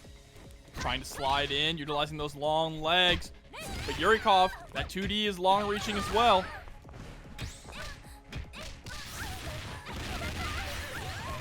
All right. EX follow-up. Knockdown. Doesn't go for the fireball meat. Instead, just finds a throw right away and is able to catch with the low B as well. The 2B opens up, and Yurikov has a huge lead to start this off. Yeah, absolutely. Very well done. Iori's going to have to put in a lot of work here to even things up. And that's a good start, right? Scoring the 2B, getting a nice confirm with the gazelle punches. I've been watching a lot of Baki. Those are gazelle punches now.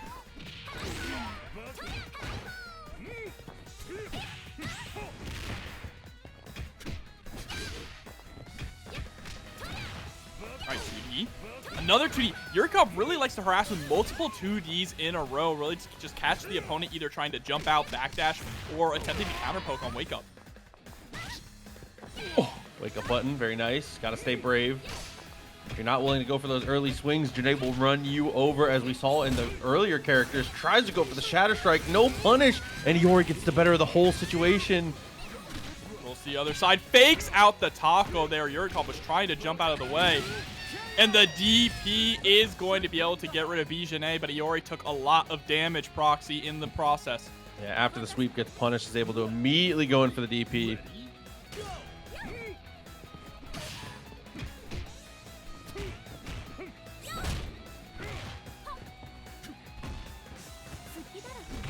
All right, able to score a throw. The cross-up lands, and there it is. 2 hits is all it takes. Iori is down, and Krohnen is the final line of defense here for Robert. Reach for the top. Ready? Go!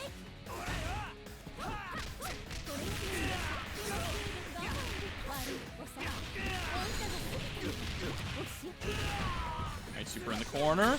And just Yurikov is running away with this set right now. Robert hasn't gotten a chance to press anything and might not actually. There it is, a perfect for Yurikov to end it 2-1 with a victory. Oh, sorry, I'm distracted by stupid idiot chat messages. Let's get it. Here we go. Jumping in with the jumping CD in the corner. Okay, able to find the 2 A's. Very nice there. Gets the DP.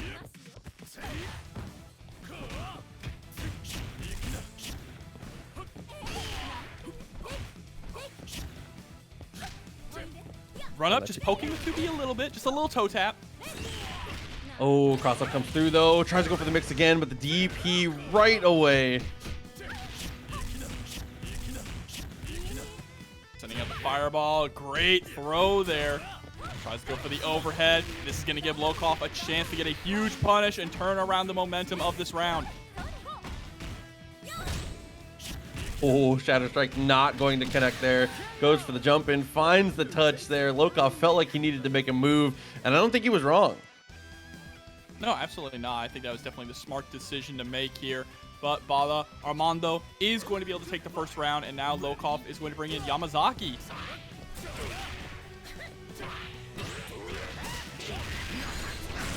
Here we go. Snake arm. Definitely going to kick you right into the corner. Oh, went for the EX reversal. Not going to work out. An easy throw punish there from Lokof. Going to head back to nearly full health.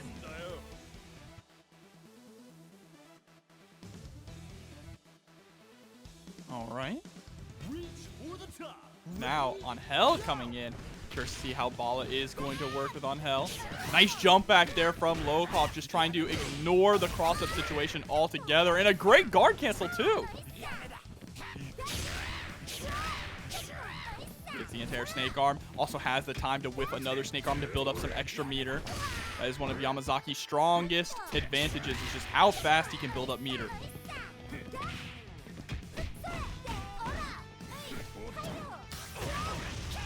Ooh, just a run up EX grab. Stomp and walk it dry. Finds the touch again, is able to go into the poison, and is not even going to need to watch it tick down. Is just going to kill with the activation of the super, and is again going to build a healthy chunk of life back and be nearly full.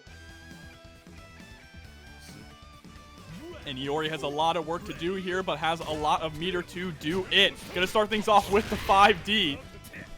I like that, though. The 5D is able to get the jump in, but nothing afterwards. Okay. Oh, CD whiffs out, and Lokov's reach is just far enough. Oh, and the Rekka also just a hair too short. Found it again, goes for the poison. Stomp, stomp, back to mid-screen, but still okay. 5 meters. Armando gotta find a way to spend this. Doesn't get the quick activation. And that was the opportunity actually to turn things around. Might have been Armando's last opportunity. There it is, quick mode, just trying to maintain the pressure. If you could score a hit, does, but at the cost of the round. Oh, and it looked like that was a DP in that situation there, which I do think was a relatively good call, but it doesn't quite work out as well as he planned. If that DP beats the button clean, we might be heading to the next character there. There was a lot of potential coming off of that. And we are going to go back to order selection, though. Bala still confident with the team composition, but just wants to change up the order a little bit here. I wonder if maybe we'll see Angel on point. Yeah, that's going to be the swap. Angel on point and K-Dash on anchor. Nothing will stop this show.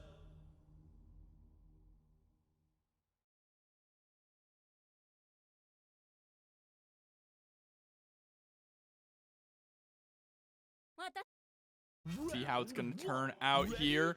Is Lokof going to try to be a little bit more slippery? No, actually, just kind of playing a little bit of a zoning game there, sticking out the legs.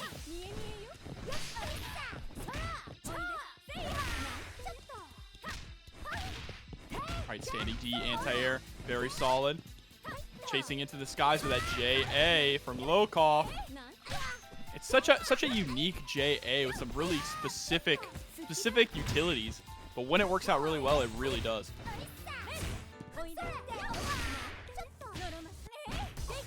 Incredible counter poke game coming out right now from Lokof, creating that space while also putting out hitboxes, and that is so important too.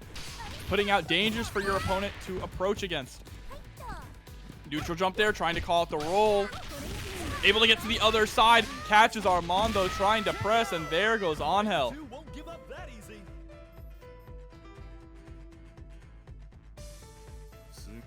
Now it's time to bring in Iori. Lokof is looking very comfortable right now in this match. Remember, this is a top 8 qualifier, able to score with the 2B. Trade is going to be in Bala's favor. Stops short with the very first Rekka. I like that a lot. And is able to find the DP there, stops the jump attempt. Throw on reversal still, though, from Lokof. Getting things together, even on these trades, is doing so well to win out.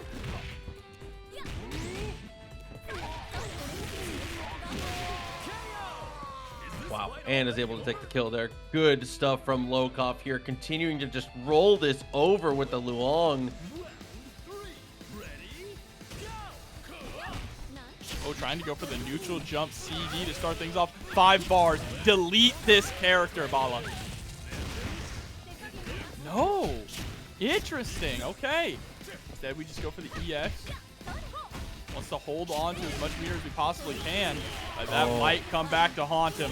Yeah, what have we learned in our travels here? You've got to kill these characters. Gets the DP, still not enough to kill. Oh, but the fireball is the start of it. So first hit of the fireball does take the kill on the character. It's going to come into this again with a ton of meter. But Yamazaki, really no need to approach in this scenario here. Can kind of just snake and chill.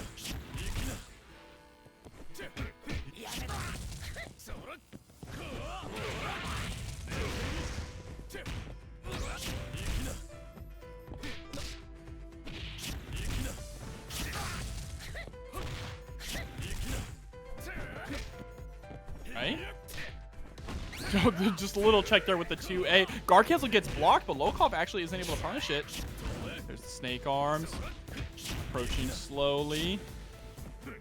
Man, sometimes Yamazaki feels like a shark in the water, just waiting for the right opportunity to strike. And there it is. Are we going to be able to kill with this? Level 2. Gonna be very, very close. Oh! The dash back with the snake arm is able to get the whiff punish there and is gonna finish it. Lokof is gonna take it 2 games in a row over Armando. Emote. Low-key? Low-key, kind of fire. But here we go. Jumping in with the jumping CD. Ending these strings also with the tiger. Oh, no! Oh my god. Ending these streams with the death of Joe. Oh, the DP is punished as well. meaty 5A just to get the pressure started. Able to catch the rollout attempt. There's the super. Oh my god. We talked about how this seemed like a decent choice because Joe could play more of a zoning game against O.Yashiro. Yeah. But where was the zoning, Prox? I don't know, dude. Just never got a chance. I mean, that is the strength of O.Yashiro. Once he hits you, he has the luxury that some other grapplers in this game don't have, of that he ends right next to you after a lot of his combos. And 5B is broken, but we got the knife edge chop to break out of it. All right, watch this. Whiff. No, he's not going to go for the safe jump there. Just going to look for the left, right instead. If you whiff 5B there, you can get into a pretty terrifying safe jump situation. Shouts to El Rosa for posting about that. Absolutely. Here we go. Super on deck. You have to hold this pressure coming afterwards. Oh, great defense from Supergrenas, but unfortunately it does get cracked open, and so is Ramon's skull because he is out of here. Dude, and oh Yash, gonna have to run it down one more character here. One of the biggest things for Supergrenas, do not use Slicer. If you use the light one, I believe that O.Yash has the same frame, has fast enough frame to go for a command throw to punish it. So maybe not gonna have to worry too much about it though. Only one more touch to go, but instead we wake up with the punish.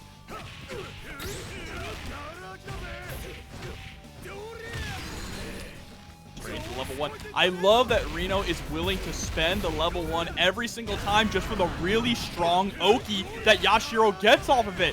And look at this. That's an OYV, a Yashiro victory. I was gonna say, oh my god, my brain was moving 10,000 miles per minute trying to decide what the best way to make a really shitty joke was. I was cooking. I got it for you. I got it for you. Don't worry. Listen, I always knew that I could rely on you for terrible bad jokes. Exactly. When I can't have them, at least I know. If nobody got me, I know Jobber got me. Look, I grew up watching a lot of Who's Line Is That Anyway. Terrible jokes are kind of my forte. All right. Understandable.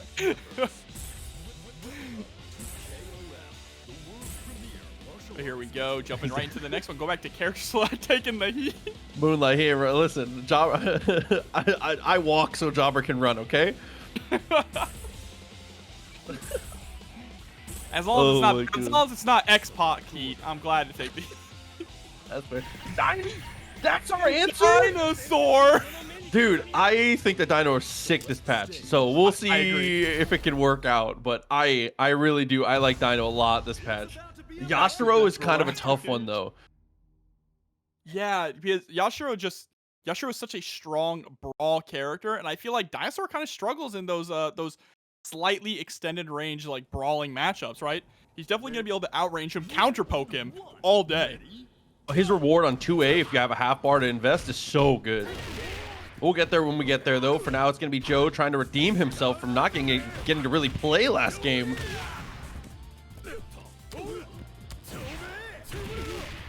Unfortunately, Proxy, I feel like I've seen this movie before. Oh, he's still in it. Doing a better job here establishing the fireball game. I like the run-ups too, trying to threaten the 5D, and it sets up for that DP just like that.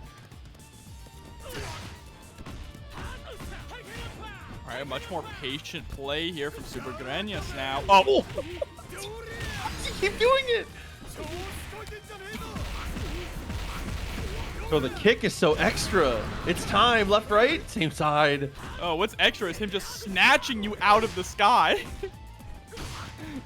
The Clark player you saw earlier was was Shadow X. Excuse me. I'm so used to saying DS Shadow X. CD creating a lot of space there with that on block. I think that's really good for Supergrenas. Might want to lean a little bit more into that because you do definitely want to create the space against O.Yashiro. Oh, went for the standing. Dude, I think that was supposed to be a DP. It might have been, right? Trying to call out the jumping attempt. But we got the albino dinosaur. Oh my no. god. The jump in. That is part of the reason why it's such a good anti-air to be able to stop the jump C cross-ups. But here we go. Mix-up time once again. Tossed around. Straight into the Oki. Solid defense here from Supergrenas, but needs to find a way to escape. Can't just afford to block forever. I like the use of the guard point. Punish, huge punish. Should be able to kill, absolutely. Nice. That is such a wild-looking combo. Yep. You get a bomber afterwards, too. You get so much damage with this character. On the right touches, if he gets to start his combo with EX swipes and you can make it to the corner during the combo, you do so much damage with very little meter investment. Maybe like a one full... That was a 1-bar combo.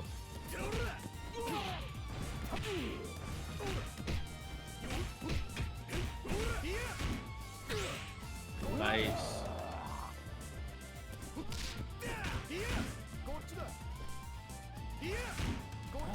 That slow move speed from Dinosaur, though. They're putting in overtime, bro. The waddles from this guy. I love it. I love the patience, though. You have to be so slow and patient with Dinosaur, right? Yeah, when you get your opportunity, you got to let all that energy out. But in the process of finding it, it's so... You have to be so patient. Missed an opportunity, though, there. Punish guard point! Right? Gets the hard knockdown all the way to the corner. Incredible corner carry on that. He tries to go for the 2A punish, but is going to jump straight into the DP. This Dinosaur, he can do it. Gotta be careful. Whiffing like that. 2A EX swipes will potentially kill here with the amount of meter he has. But that 5B is so difficult to whiff punish, too. It's just such a quick normal. But the Shatter Strike misses the confirm afterwards. 8 seconds left. Tick, tick, tick. Gotta be careful. Dino goes for the jump in. EXSPD would be great. It closes the distance. Oh,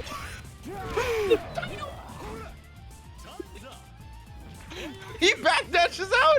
The slowest escape you've ever seen. At a snail's pace, the Dinosaur does it. Oh my god.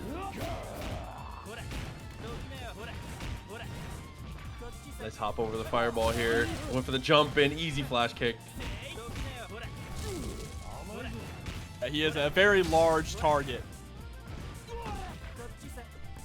And yeah, this is going to be difficult on approaching with this. Yep, Absolutely. exactly. You have to shoot your shot eventually with that. I mean, the hop is very good. Depending on the timing you use against fireballs, you can get over them sometimes. But yeah, if Ash is down backing, that's a free flash kick every time.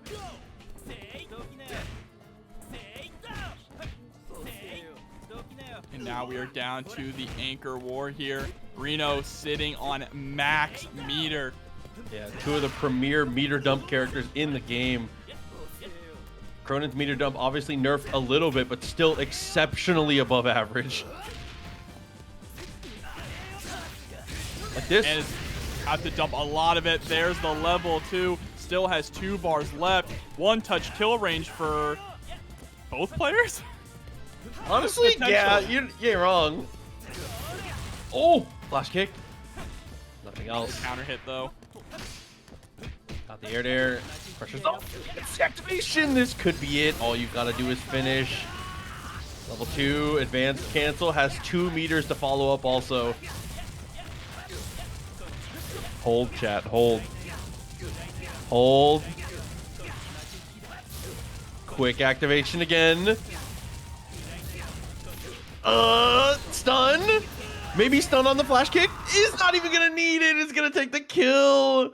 All eyes are on the winner of that fierce fight. I did that one for Rino. I think Luong kicks the hell out of Clark. So that can be a really tough one too. I think that is a very not fun matchup for Clark. And I think Meitenkun actually sometimes can give Clark trouble too, but so far he seems to be the one giving the trouble.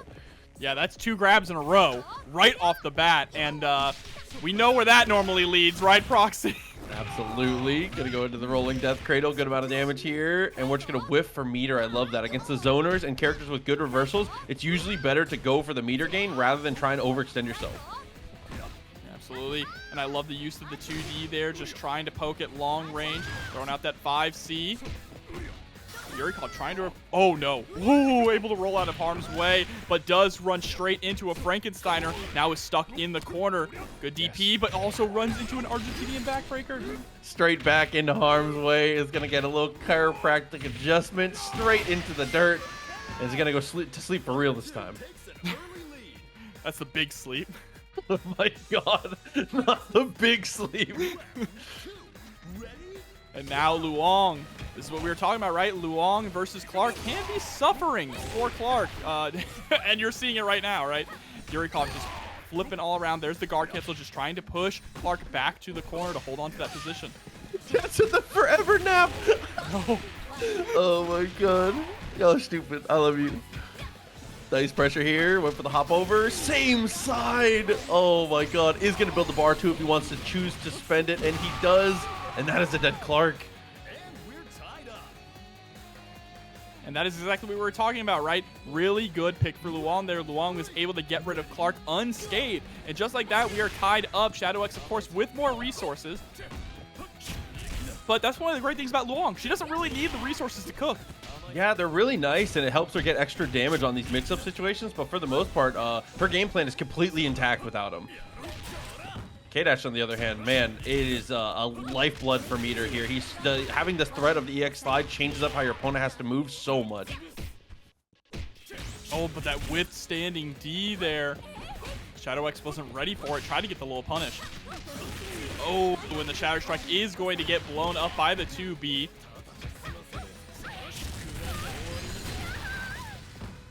Okay. Dude, the nothing personal kid tries to go for the hop over afterwards. Not quite gonna work. Oh, but the wake up buttons here from Yurikov. Spends the level 1. Gonna be able to get rid of K-Dash. And now we are down to Iori. Burn to fight. Ready? Go!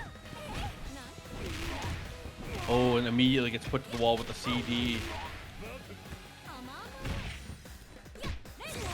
After the back throw, a lot of characters, the drop though. I was gonna say a lot of characters, when they go for the back throw on you, you're relieved because you're out of the corner here. Luong, she's just putting you into a better spot for a mix-up. There we go. Shutting down Luong. It's been so back and forth already. It's only the first match. But we are down to our anchors, Iori and B.Jenet.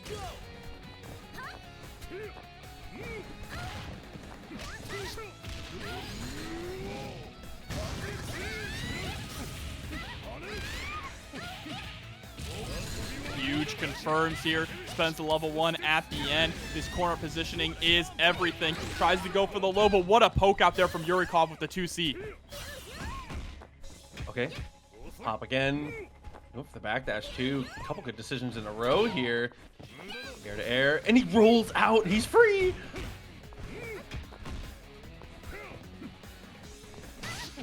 Oh, 2C! Wow. Damn, EX. Oh my god, it does so much damage, Jobber.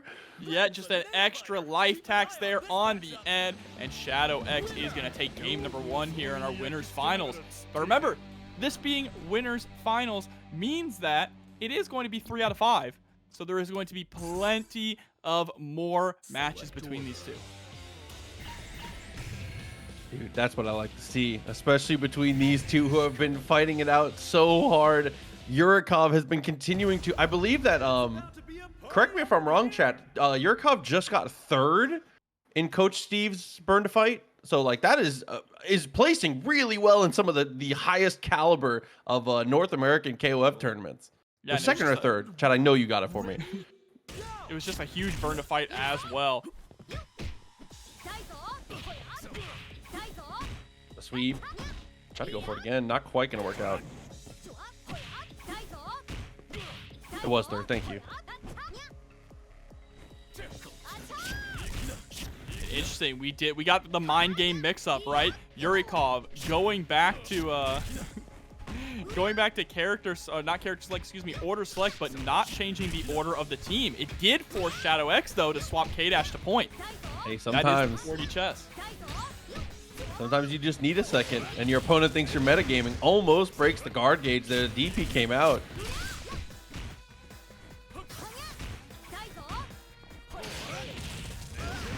All right, running up, getting the DP. Trying to establish a little bit of pressure here, but the moment that Yurikov gets some space, you're going to get some stuff like that, right? Either the legs coming out or a fireball, or a DP even. An exciting bout from I mean, you know, the little sleepy boy bionic arm as well. Sometimes you got to go straight into the dash punch here. We've seen Yurikov be really successful with just ripping dash punch in neutral sometimes. Oh, but we are just going to rip the run-up EX Argentinian backbreaker. Oh my god. Same thing again. Oh, no. Punish real. Yeah, it's past Meitenkun's bedtime, all right? Clark is going to tuck him in once again. Oh my god. Threw him into the optimal sleeping position. He was already laying down.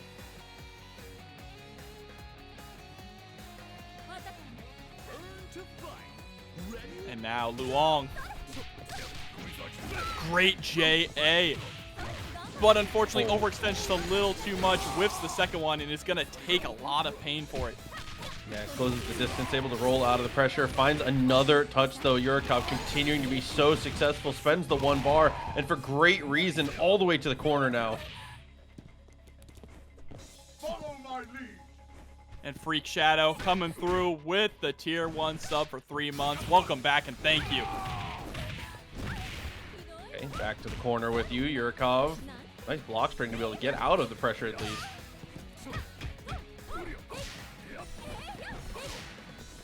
And yeah, you see Shadow X is having a little difficult time, but that is the opportunity to strike. Gets the throw, runs in. JA, this should be a dead Luong, but no, doesn't spend the meter. Inkupunk coming through as well with the Prime for the first time. Thank you very much for the subscription. Appreciate y'all for all hanging out and all the support for the channel. As Yurikov is able to clear out the kill on Clark. Iori has to do it all on his lonesome here, but Shadow X, no stranger to the Iori comeback. He's been one of the believers, dude. Iori obviously in a really good place right now, but Shadow X has been with this guy since day one of the life of 15 so far. Shadow X I've never seen Shadow X play any character but these three since the game came out. He has been locked in since release, and it is paying off in dividends here. Luong is down, and now we are on set point. Excuse me, not set points, 3 out of 5, but we are on round point here for Shadow X.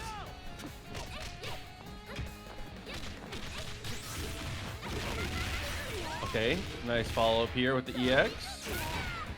Knockdown comes through, dashes up, rolls out of the pressure here, but Yurikov not letting up for a second, and still has 2 bars to work with. Oh. Ooh, and the trade there. Gonna be able to follow up with the Rekka. But now Shadow X is in the danger zone. Yurikov establishing with those plus frames.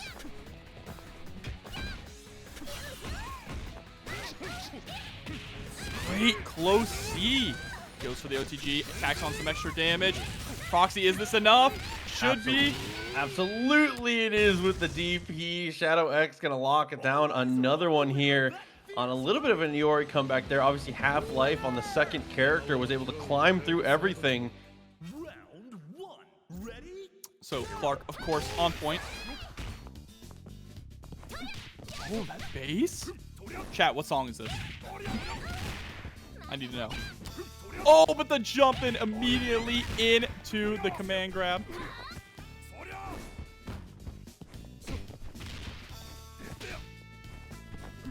Okay. Gonna go through with the tech. This is gonna be a big punish here. And he was willing to invest the EX. Gonna go for the EX tackle to take the kill. And chat, somebody asked earlier, that is a DDT. When I say DDT, that is what I'm referencing. I don't It's even like know the what wrestling DDT name. stands for. I have no idea what it stands for, but I know that that is what that move is. It might have a different. It might have a different name in KOF. I'm sorry. Oh, but here we go. There's the Frankensteiner. Runs right into the DP though.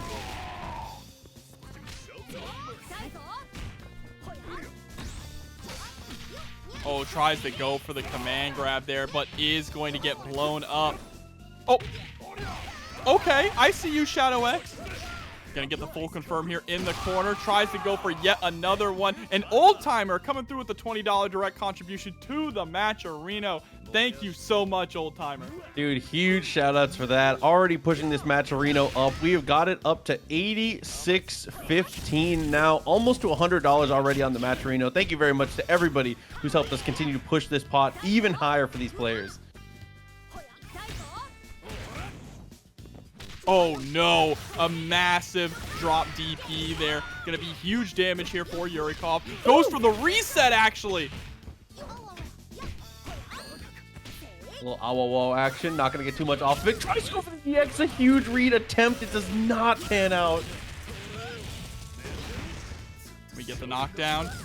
Harassing with the lows. Stagger pressure as well. Oh, you have to be so careful for the dash punch. Legs as well. The dash punch comes out. Shadow X just trying to block. Guard cancel and able to get the far C to get rid of Meitenkun. Oh my god. Puts hands on him, able to get that left hook, put him down. Very nice stuff.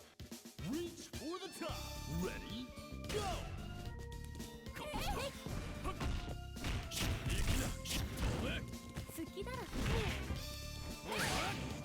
Woo. He just punched the tip of her foot there. No cross-ups for you. Guard cancel. Goes for the follow-up to not get punished by the guard cancel. That was incredible from Shadow X. Oh, and gets the DP a little early, though, so it doesn't get the max damage on it, but still okay. Oh, too far.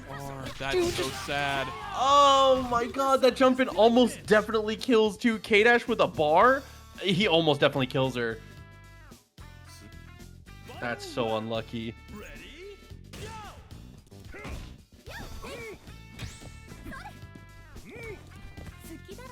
But Shadow X still in a very strong position, sitting on a lot of meter. Gets clipped by 2 throws, and then the overhead with the JA.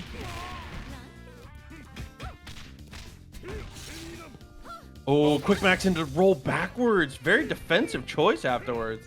Yeah, interesting here. I like the use of it, though. And then just throws out the Shadow Strike to use up the rest of the meter there, just in case.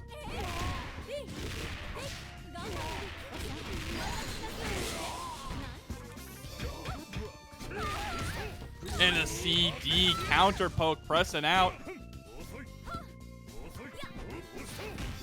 Couple rolls backwards here. Very defensive choices from Shadow X. Cannot even really take a trade at this point, depending on what the hit comes. Oh, is able to get the anti-air, but tries to go for the grab. Not going to work. Run up throw. Yurikov. What the hell? Dashes through, goes for the EXDP. Shadow X says, "You're not going to outcommit me, boy. Let's get it."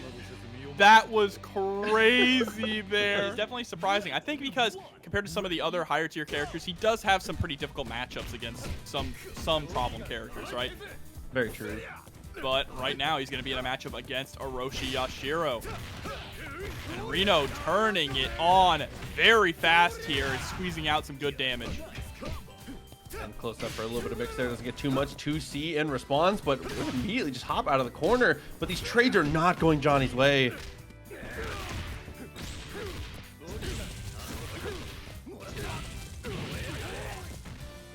Good follow up there and a good amount of damage here.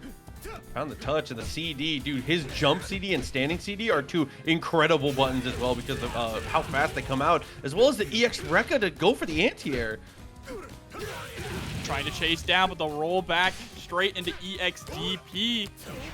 Oh, nice stagger into the throw there. I like it a lot from Rino. Down to the wire for both of these characters. One touch depending on the hit. Went for the Rekka mix-up. That is so risky in that endgame situation. And then trying to create some space, but is going to get caught. Rino recognizing that the counter hit came through, so was able to get the close C and close out the round. Stand your ground. Ready, go! Okay, air to air. Try to go for the jump C cross up here. B.Jenet rolls out of pressure. Very smart. Oh, beautiful guard cancel backwards to get the punish. We are going to spend the level 1. Rino loves to do that to go for this incredibly strong Oki.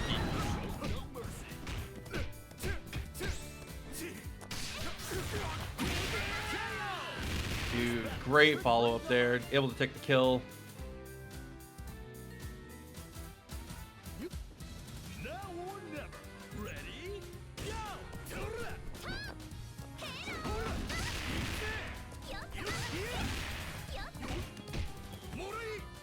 Oh, okay, finds the throw. Went for the hop in. Not going to get too much for it here. Good press out from Johny there. Ooh, huge punish. We're going to go straight into the level 2. Oh, that is enough. Yeah, not going to waste much time on that one. Had the OTG to follow up as well if it wasn't enough to kill. Round 4. Ready? Go! And Krohnen about to build up a third bar. I just love the way that Rino structures the pressure with both Yashiros. And having two characters that have, you know, the same normals, I feel like that that level of familiarity and comfortability really helps out, just making his team super strong. Okay. 6A blocked. Able to go for the dash punch there. Good amount of damage. Not counter hit, so couldn't get it confirmed, but still is able to get the double overhead. And has the level 3 for OTG if he so chooses once we get to lower life to use that for the kill. All right, just trying to put out that 5B to get something started. Nice jump, and a little too high, though, to actually get the confirm. Neutral jump is going to get sniped out of the sky. But Rino not content to sit back and block, immediately being the aggressor, even when he's getting swatted back by these CDs.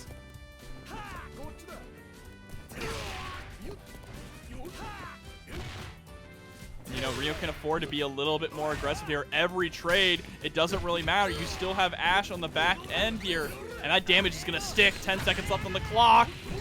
Maybe thought that was going to kill on Chip. Had to go for the commitment there. Was feeling desperate and didn't know how to find a hit potentially. Rino just braves it out. Toughs up and blocks it. Doesn't die to the chip. And goes up 1-0 in this final 2 out of 3 set of the night.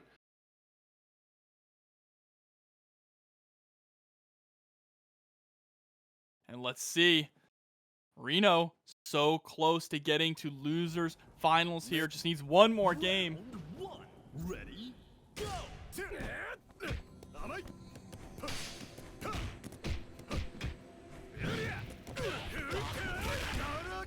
Okay.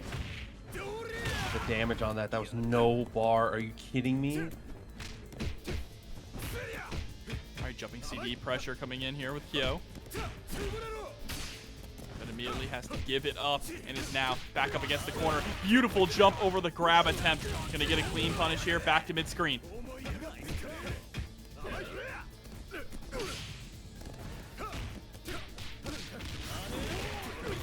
Good check and poke out with the 2A.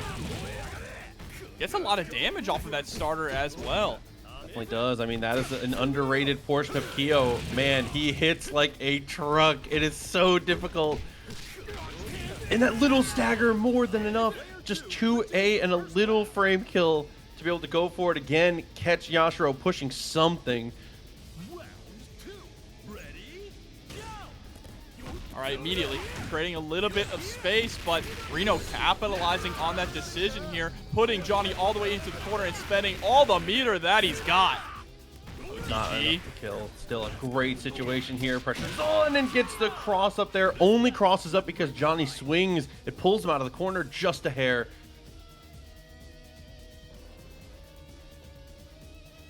Round 3. Ready? Go! All right, both of them creating space here. I like creating space against B.Jenet to start things off, right? She really is good at closing the gap exactly with that. EX is in the air. You don't want to get caught, especially with those plus frames.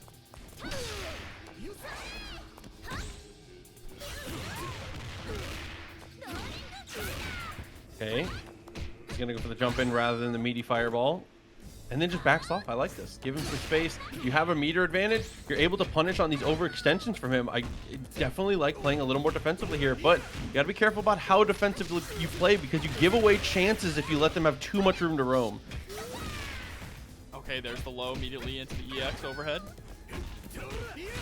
Creates a little bit of space. I like that rolling backwards also. In this situation, you want to try and make Rino force these whiffs.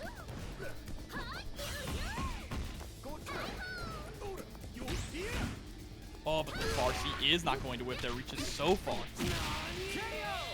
Johny is going to be able to shut down Yashiro, and it is up to Ash here to bring this back, secure a 2-0 victory, or we're going to a game 3. And Manny, Triple G, coming through with the tier 1 sub. Thank you so much, and enjoy your emotes. All we can do here, get these fireballs rolling, try and be as safe as we can. Get out of this character with as much meter intact as possible. If you can get out of this with a bar and a half or 2 bars as Rino, you are in a really nice situation here. But the most important thing is taking the kill, though, so I wouldn't be mad at all about seeing the activation and trying to just fully cash out to kill Shun'ei. Oh, but absolutely. Oh, we tried to go for the reset. Okay, interesting. Not going to work out, though, unfortunately.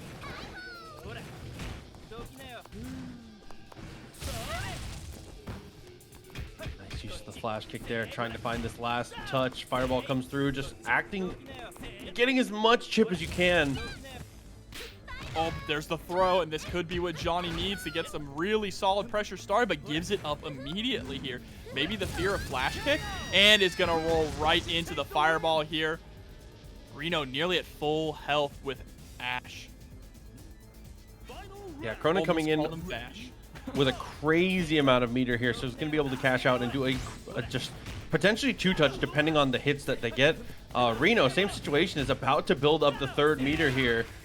Gotta be very careful. All this little extra damage here. We've just about reached the point now where Ash will just kill on the combo.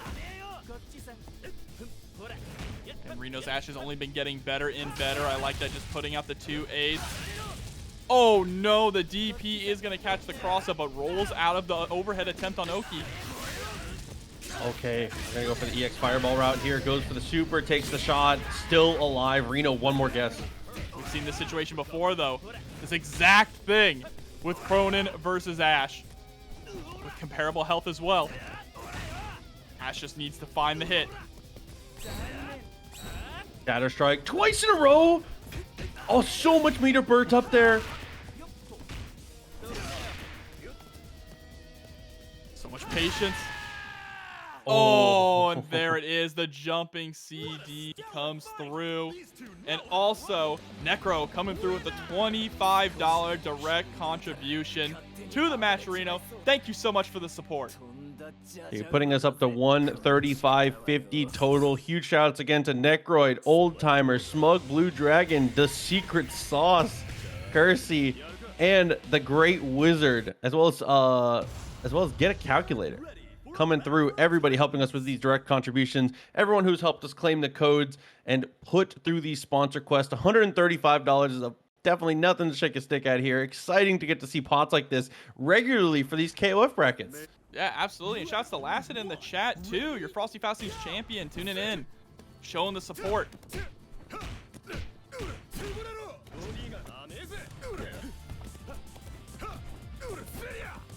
Look at this. Air footsies.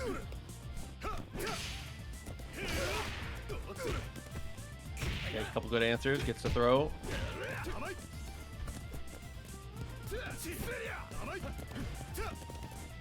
And now they're just feeling each other out here in neutral. Rino is going to be the first one to get some substantial momentum to start things off, but Johny presses immediately out of the corner with a close seat.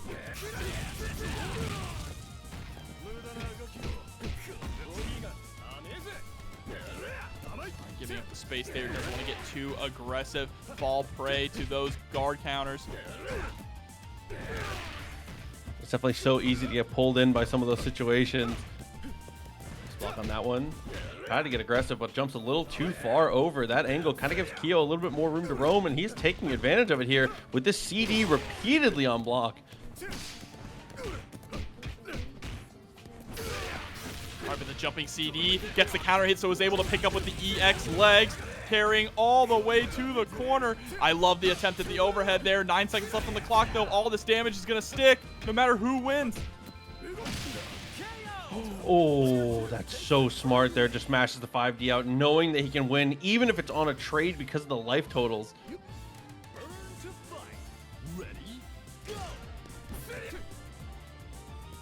And now, Rino. I've never seen Rino's O.Yashiro stand this still.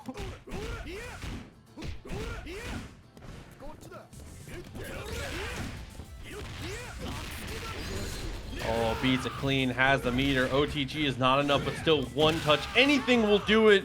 And the DP completely whiffs on the jump timing there from Rino.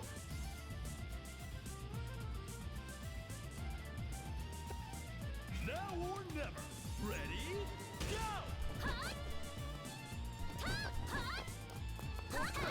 Again, Rino with incredible patience. So reserved here, just waiting to see what Johny is going to do.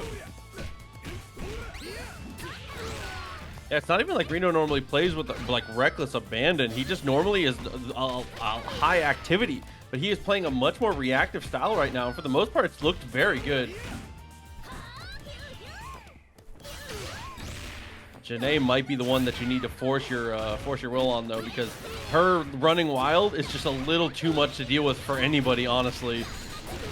Yeah, and the way that she can just oppress you with plus frames, letting her get the first step, that's what's going to happen, right? She can just run over you. And now Rino is down to Ashe. 5-bar Ashe has to be the hero to go through a full health B.Jenet and Krohnen.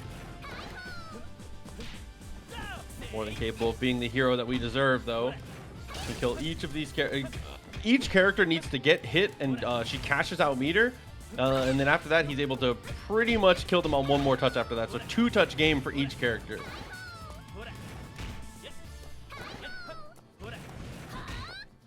Oh, nearly a clean jump in there from Johny.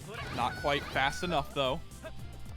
But it's just happy to sit back and build up meter in the meantime while Rino is trying to play this a little bit of a zoning game.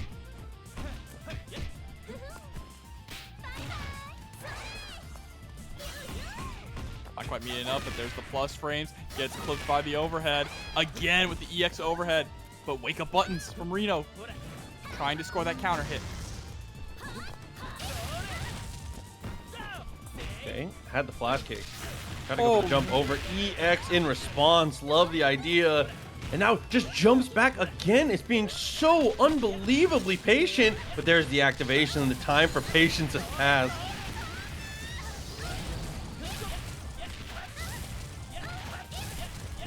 Yeah, I keep forgetting that you're just not. I'm always like, what's Jubber? Jubber saving. See, I talked about you and it dropped. Yeah, see, you even mentioned my name and it just drops. 3 seconds left on the clock. Flash kick very easily puts us in an unobtainable situation here. Gets it again to build a tiny bit more meter. At the buzzer. Yeah, look, Proxy. I have sworn an oath of silence whenever Rino is doing the big Ashe combo.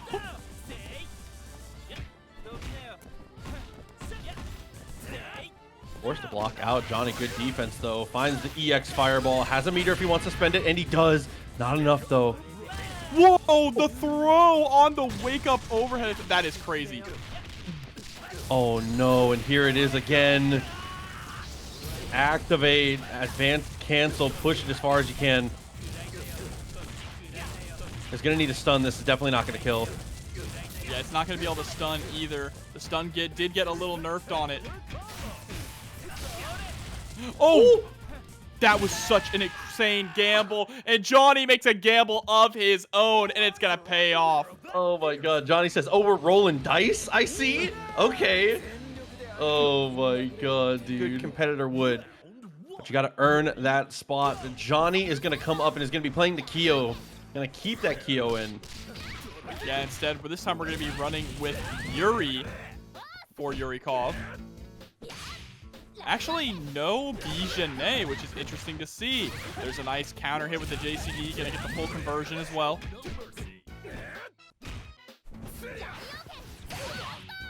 Okay, finds the DP after that jumping fireball. Gets the empty jump. Dude, neutral jump is so good against Kyo, especially if you think he's gonna go for that that CD as often as he likes to.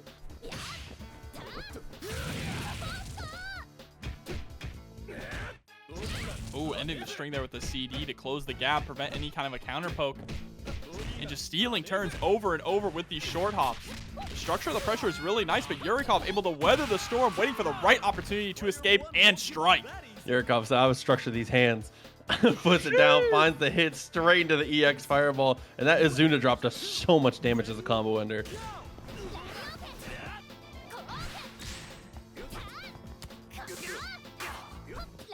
The most satisfying sound in KOF, the Yuri slap.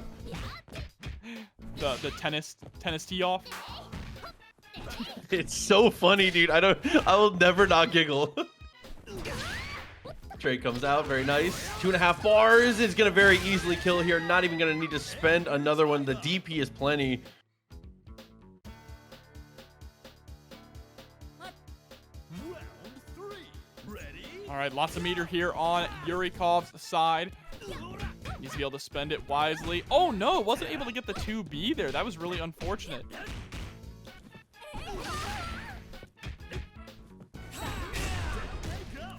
Oh my god, anti-air shatter strike. We see it so often, and look at the life bar. Oh my god. Life bar. Level 2. Still alive, just barely. Man, why'd they buff this character again, Proxy? Nice anti-air. I mean, Krohnen's gonna do the same amount of damage back if he finds the hit, so you gotta be careful. Oh, There and it there is. it is. And he's in the corner. For less bar, too. Oh, try to get the clean jump with the CD. This is match point for player 1. Dude, fireball from that range, knowing it's gonna be negative, said, "Come get it." Johnny, If you Johnny wanna got come that get it. idea. He said that one was from that one was from Rino. Oh my god, dude. Threw the negative fireball and said, "If you want me, come get me." That is exactly what Rino did at the end Yep. too of the last game.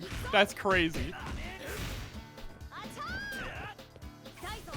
Got back, has to block the pillow. That's okay though. All this chip, I don't think it matters too much here, except when we're able to get that space out. Yurikov, very nice to play the ranges correctly and find that 2C. Final round. Ready? Go. Oh man, just the buffering here from Johnny with B.Jenet. Chicken guards as well. Creating some space.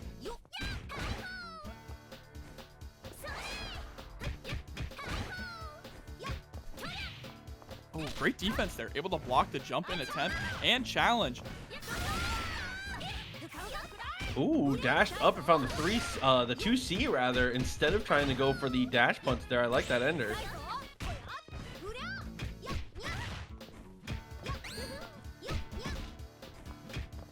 Again, they're still just kind of nickel and diming each other. Even after blocking the Shadow Strike, only got a sweep punish off of it. Good spacing and structure of offense here from Yurikov, but Johnny is not biting on any of it. Has just completely nullified everything with this defense, but unfortunately, it's not doing any damage here. These trades are not adding up in his favor here. You've got to find some offense at some point. Yeah, and that trade with the DP was absolutely nutty too. Back is up against the wall. You know, Yurikov is looking for that guard cancel as well. Speaking of guard cancel, throws out their own, and there is a Hail Mary super. It is going to be the death of B.Jenet and the end of game number 1 in Yurikov's favor. These two know how to run. A big win for Yurikov for sure. Being able to take control, do the best you can. Nice fight, sweet dreams. I think one of the nicest things about Yurikov's team, and we've talked about it a few times, is just how flexible the order is. Meitenkun, I think, is probably his strongest point character, just in terms of the way that he plays it. But also, you can see games like this, able to perfectly viably play the character at anchor, just have a little more EX meter to be able to be a little more aggressive with your turn steals, we'll say. Yeah, I absolutely agree with you. But now we're starting to play a little bit of this zoning game, spacing game. Of course, we've mentioned it many times tonight. Yuri is so slippery. She's just constantly jumping around, throwing out fireballs, and if you challenge at the wrong point, you're going to get clipped into a full combo. And Stancy, man, Yes. that's the tweet. Stancy, that one is very good for being able to contest anti-air. I mean, that trade right there on the Kyo jump-in was just a Stancy trade, and you almost always win the damage trade. And you see that Yurikov is trying to go for these cross-ups here with the JBs, but they're just not working out. And here we go. Super cancel doing a lot of damage. Oh, and that retreating air fireball. A lot of recovery when you do land on the ground, but dude, it just covers so much space in front of you. A lot of the times it doesn't matter how much recovery it has if you throw it correctly.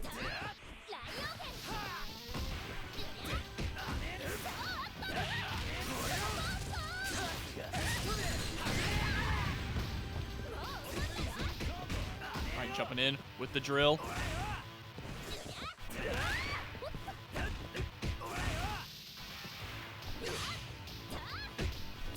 And there it is. Yeah, like you said, Posse, just throwing out that standing C consistently. But against Krohnen, unfortunately, his buttons are just good enough to where they are be able to beat it clean in a lot of scenarios. And just like that, Johnny's going to go back to nearly full health, if not full health, to even this game completely back up.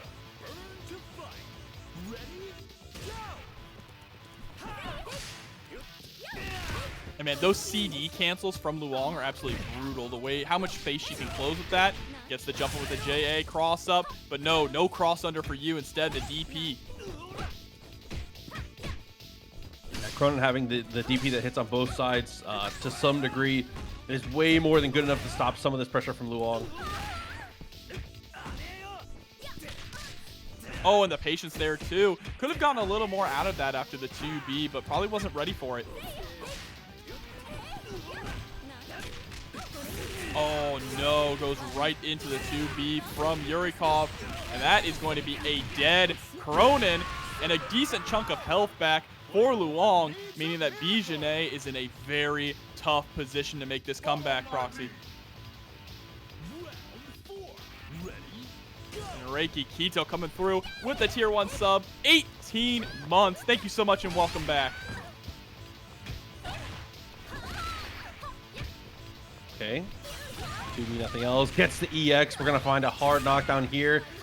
And we're going to go for the jump in once again instead of the fireball. I feel like most Jenays want the fireball mid-screen, and they just prefer the jump otherwise. I like that. Yeah, for sure. But one thing that we've been seeing a lot is that Johnny really prefers that EX overhead and consistently harassing with it. Oh, nice. Dude, knowing that you were going to have to go for standing to make that last from that distance here, great little adjustment on the combo. That is the difference between being good and great. All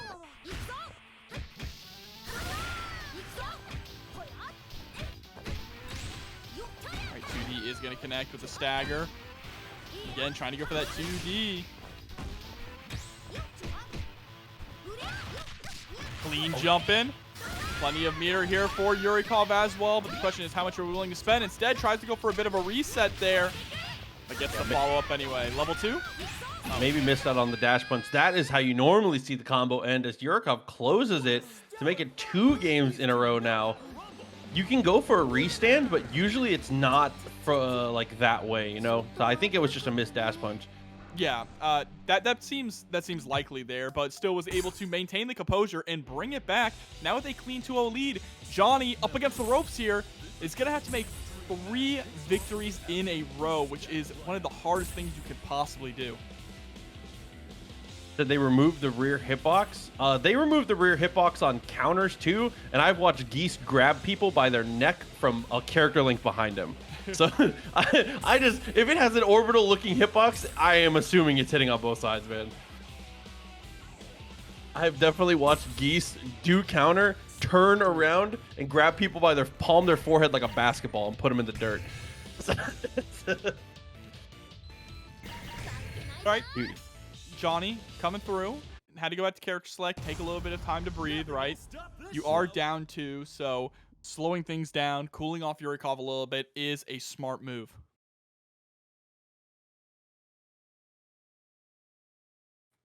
Yeah, I mean, I say it almost every time somebody does it, but I really, really strongly believe that more people need to go just character select, order select, slow it down. Very few people can ride the wave and get better off of a loss. Most of the time, just reassess. I think it's worth the time. Yeah, absolutely. B.Jenet on point here. Looks like that breather is starting to work out. Yeah, already so much better on offense here. And baits the DP twice in a row. The DP has come out, and Johnny has just perfectly guessed correctly to avoid. Here we go. Actually baits out Yurikov to try and escape the corner, right? Yurikov saw B.Jenet backing up, thought this is my chance to do something, but nope, you get hit by EX legs. Round 2. Ready, go!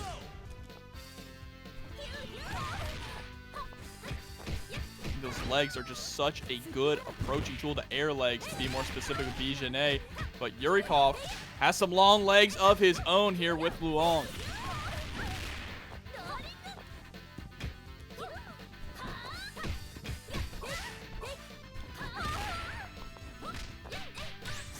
On that touch again. Dude, Shun'ei has been the difference maker here. Throw comes out from Yurikov. But again, we are just extra credit here for Johny. Oh, what a shatter strike. Not able to get the full combo there, so wasn't able to get the kill, but is able to score a throw, tries to go for the cross-up. Has to be careful with all of these trades. Huge moment here for Johny. Like you said, Proxy, all of this is just extra for Johny. B.Jenet did plenty of work, and now Krohnen can come in and clean up the job. Yeah, way more than what was needed here. And at this point, like you said, Krohnen, one touch will do it. Just needs to find anything into it. But the shatter strikes were getting predictable with our block strings, and Yurikov is punishing heavy for it. Stomped straight into the ground. Gets the throw. Into the cross-up, back to the corner with you. And there we go. Krohnen is going to be able to get rid of Luong, but at what cost? That's the real question, right? Krohnen took a lot of damage here, and Yurikov is coming in with his most loyal soldier. Yeah, Luong did an amazing job to be able to even that up. Okay, Johnny couple hops in, gets the throw. And Krohnen trying to be the last bastion here. Soften up Meitenkun as much as you can before Iori comes in to try and steal the show. Oh, but that is so difficult to react to there. And Krohnen is down. It is now set point for Yurikov. Johny desperately needs this. If there was ever a character to make it happen, though. 3 bars and a dream. If he gets the hit and goes into level 2 fireworks, we could potentially see this evened up in a heartbeat. Oh no, an unfortunate jump in though from Yurikov, and that is even more unfortunate. Oh my god, okay, Spaghetti is dropping out of the pockets right now. Absolutely good block on the empty low though, finds the taco and runs out of the pressure, just says I'm out of here. There's the follow-up from the dash punch. And Yurikov's just not getting these cross-ups. But he's gonna get the level 2. Oh my god, you're dead.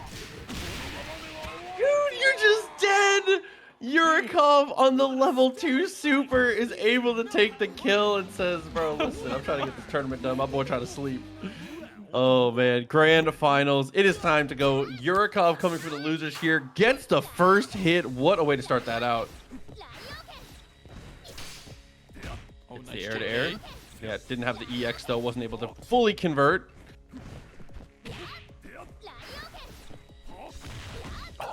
Pops over the 2C. Incredible stuff to start. Yurikov playing neutral very, very well, but is slowly losing the positioning battle here. Is a little closer to the corner with each interaction.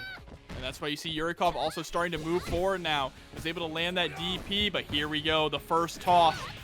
Oh, wake up DP. Yurikov does not want to hold any of this.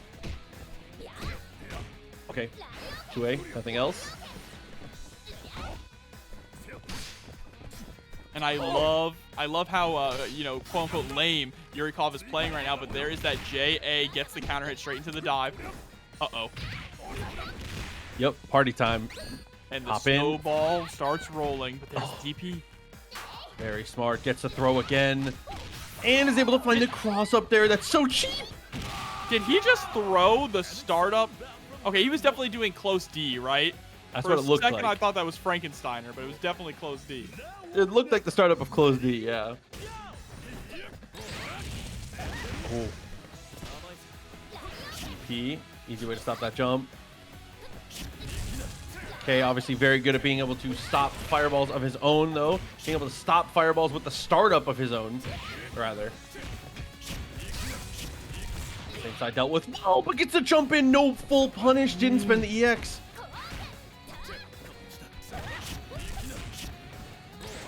Oh, the run under. That was actually so unfortunate for Yurikov to get that punish there. Yeah, it definitely was. And then the dash up, the close C gets both hits. Shadow X evens it up and is ahead on meter now.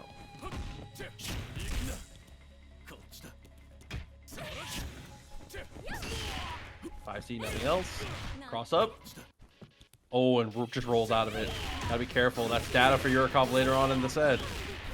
Absolutely. Here we go, pushing all the way into the corner. Gonna spend the level 1 to get that extra damage and the hard knockdown. Oh, Shadow Strike. He tried to do it again. Okay. He doesn't care. Oh my god. And that was a lot of meter just thrown out the window. Yeah, I mean, that's definitely a trust the process kind of situation. Like, if it hits, you're nasty, but unfortunately couldn't quite get there.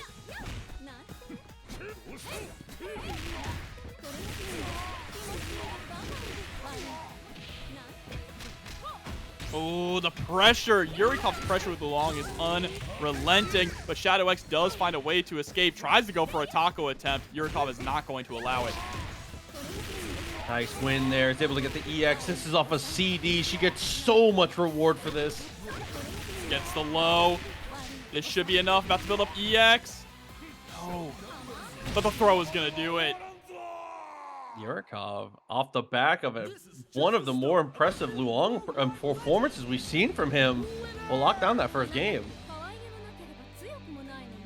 Not Wow. strong and not cute. That's crazy. Dude, she said L plus ratio.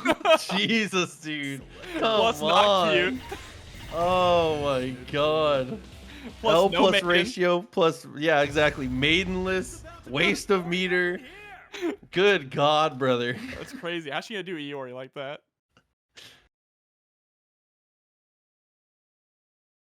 She said no wrist.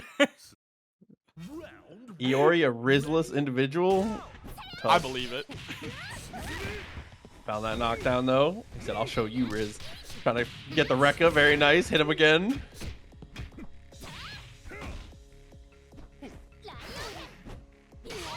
Ooh, the What? CD gonna whiff. Once you close the distance to this point, that's when, I was going to say, that's when 2C becomes the button to go for, but throws the throw attempt. Gets the combo off the DP there. That EX dive reset is so disgusting, Proxy. I don't think anyone's blocked the follow-up of it yet. An awesome King Foe coming through with the 1450. The best "Are you okay" impression. That's you, baby. We'll hit it. We'll hit it. Save it, don't We worry. need the right timing though. Chat, it'll get there. I promise. I will not forget.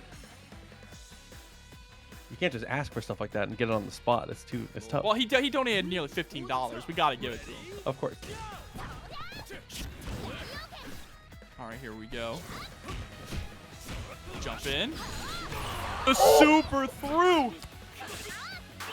Gets the slap. Air fireball again. The pressure with the air fireball is so nice. It's just allowing Yurikov to really control neutral, forcing Shadow X into a lot of these desperate Hail Mary situations. Okay, followed up with the EX, gets the DP, has one bar left. Almost builds up the second here, but it's not even going to need it potentially. Oh my god. DP's out. Yuri is putting in such an incredible amount of work. Gets the Izuna drop. Oh, but blows straight through. And there you go. The incredible way to be able to break out, get yourself back in this game.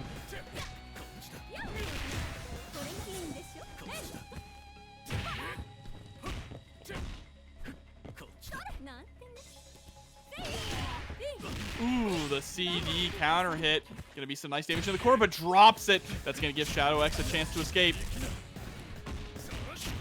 Capitalizes on that chance in good order here, pushing us all the way back to mid-screen, but wow. And is able to get the super cancel. Still has a bar left over. DP comes through though. Shadow X, it's the EX, but can't find it.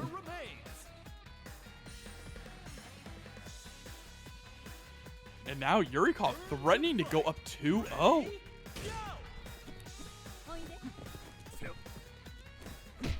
Being so incredibly patient. And this is the matchup we were talking about that can be kind of difficult for Clark, right?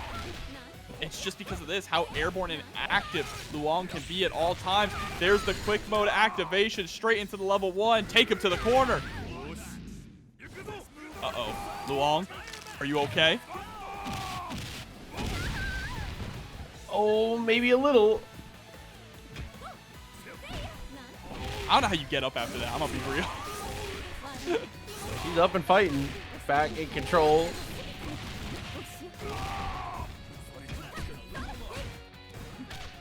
Oh no, the dive whiffs.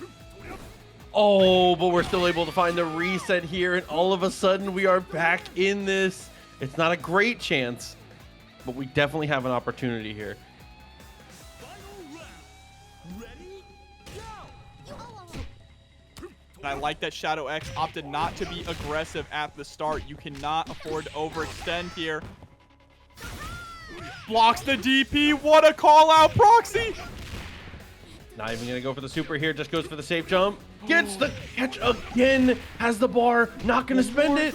Gets the low, and Shadow X is able to bring it back with Clark, tying things up 1-1. Oh my god, and the machine gun blows in the corner to be able to combo here. Still is able to hold on to a bar. Incredible stuff from Shadow X. That's Clark Gaming, baby. Clark Gaming. Select order. You know, we need a Clark emote. That's what we need. We desperately need a Clark emote.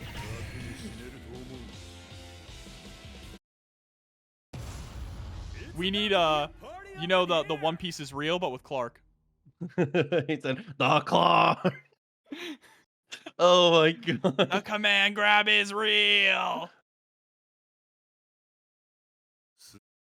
Round 1. Ready? Go!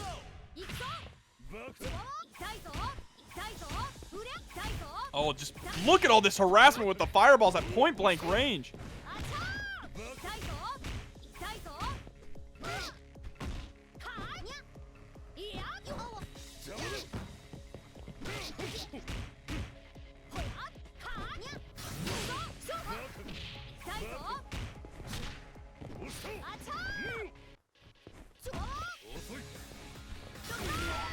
Oh, nice DP. Okay, got the follow up with the Rekkas. So T, nothing. Gets the DP, no free airspace.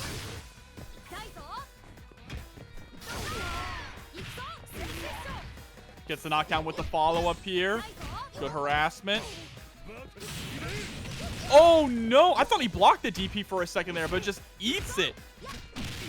Oh my god, and again, dude, Yurikov is getting away with murder with these dash punches. Even the ones that are spaced well, he is just winning the coin flip afterwards every single time. And it just, sometimes it hits. Like, what?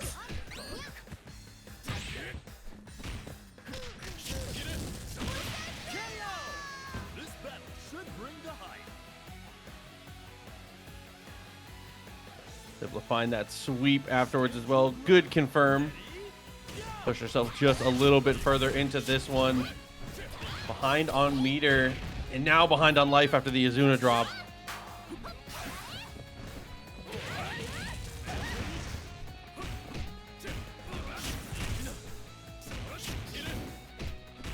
Okay. Guard cage, yeah! Yeah. The last possible second there, throwing out the guard cancel, is able to block the DP. Gonna get a nice punish on this as well. Oh, but tried to go for a cheeky reset. Yeah, it definitely looked like it. DP comes through, not enough to kill. Finds the throw, still not enough. But that is going to chip actually on the jump in. Player 1. And now it is up to Clark once again. But this is a much bigger climb now. Look at the health that Yuri has on deck. Oh.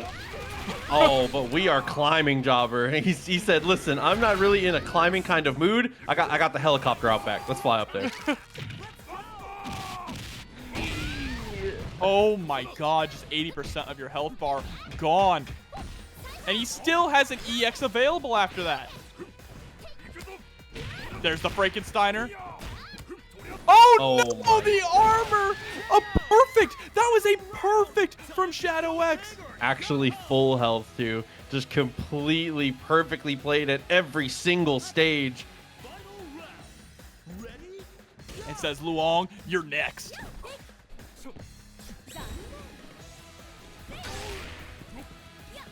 There comes out, the CD does win it. Gets pushed to the corner now too. Plenty of bar to spend. Is only going to spend the one.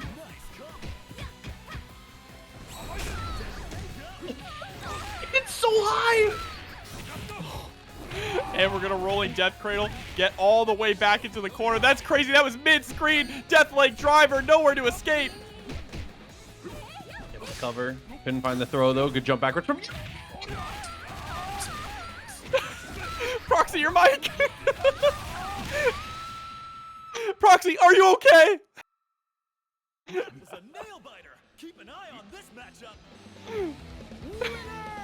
Wow, Shadow X just going absolutely. He just Clarked all over Yurikov. It's Clarkin time. I love the part where he says it's Clarkin time, and then he just Clarks on everyone.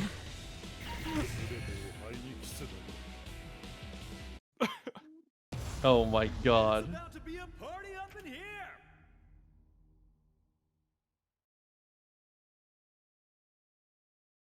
Wow. I don't even know what to say after that. Like, what? I am a little speechless after that. That is absolutely crazy. But here we are, jumping into what could be the final match of the night.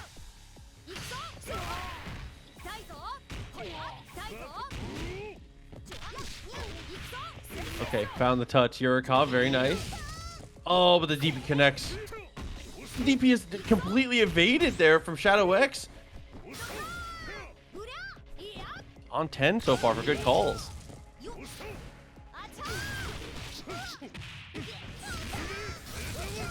All right, we get the extra damage on the ground. Oh no, Yurikov thought it was going to be the taco, but it ended up being the same side.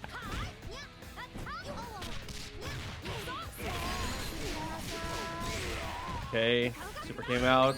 Throws the fireball, tries to throw it again. The guard cancel continues to chuck it. He says, I'll do it until you make me stop. I'll do it again. And now it's going to have to do it again against K-Dash here, coming in with a bar on deck.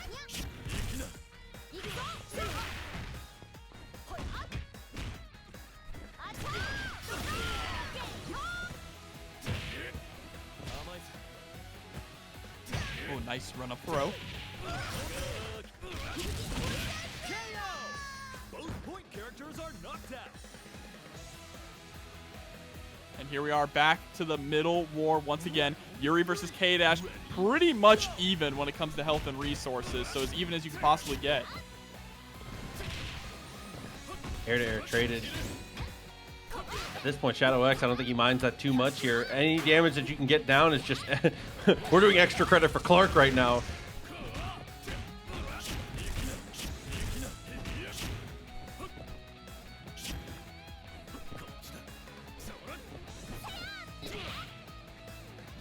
Panic Siege. Oh my god! So far on the cross-up! Izuna drop kills! He can't possibly do it again, can he? Look. This is Clark. This is Clark with nearly 4 bars, Proxy. Okay? Oh, this start! The same exact round start! 4C quick mode. This is just a rerun right now. Oh my god, change the channel, bro. Please. Oh. One more mix. We're just gonna whiff with the meter. Gotta be careful about how you approach this. Yurikov is still trying to set the pace, though. He's trying to be aggressive here. Oh no. Okay. Yuri's dead. No, not dead yet. Wants to hold on to the meter. Needs to find that one touch, and the JA is gonna do it. Oh my god. Proxy. He said shake my hand. This is tournament point. Dude, he might do it again. 3-bar Luong, though. Yurikov's Luong has been the final boss so far tonight. Put JA in. The snowball builds. Proxy, the momentum gets further and further into Shadow X's corner. And he just waddles around. Not a care in the world. Says, you approach me. Oh, jumps over it. He's able to get the punish, so you have to be careful. A lot of the times they mash Frankensteiner after that because there's just no reason not to. Yeah, there's a ton of damage on deck, but now Yurikov only has EX available. You see, he gets the trade, rolls through. This is a nightmare for Yurikov. Oh my god, stuck between a Clark and a hard place, but is still able to come out there, bringing it to a game 5. Oh my god, dude. So close. Back and forth. The tension is thick. 2-2. Yurikov 1 away from the reset here, and a reset would be... Dude, dude. And now we're playing Oh, no. He's gonna play point. It's He time. predicted it. That's what he wants. He likes Clark versus Meitenkun on point. Oh, dude, he's here. He's gonna try and set the pace. This is a hard call here from Shadow X. He purposely moved it up because he was predicting Meitenkun being put up front.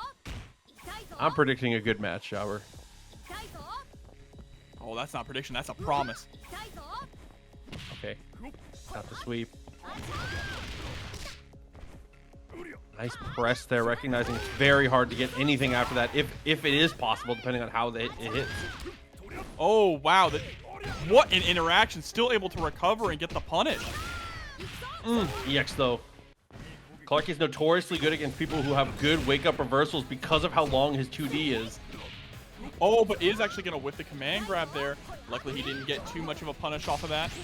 But is just getting rushed down right now by Meitenkun.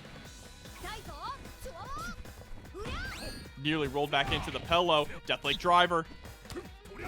Oh, no, this is a nightmare. Mix-up time. Guard cancel rolls out. The meter might have saved everything. Has to block the pillow. Has to block another. Chip is a factor. And he throws the pillow up. And Clark is down now very early on. This is a really good prospect now for Yurikov.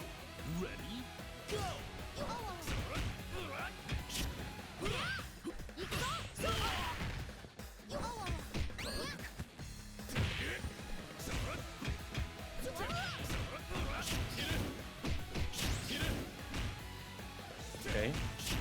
Felt like he had to press at some point here. Yeah, that guard gauge is starting to get cranked as well, so Yurikov needed to figure out a way to escape. Instead of guard canceling, it was through buttons this time. Finally able to score that cross-up that he's been missing consistently throughout this set.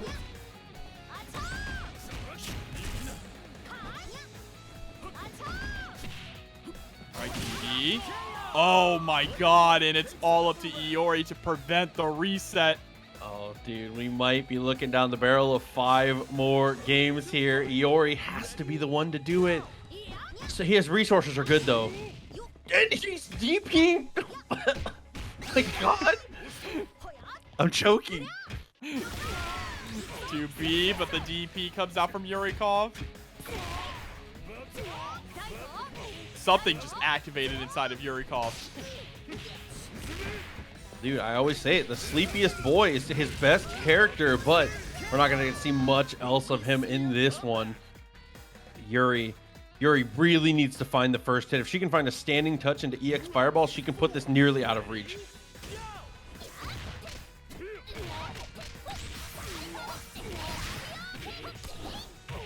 I mean, look at the explosive damage that Yuri is able to put out.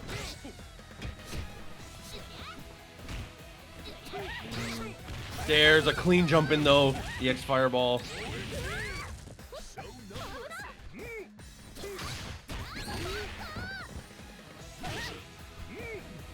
These trades just not in your favor right now. Yuri throws the Fireball. EX comes through.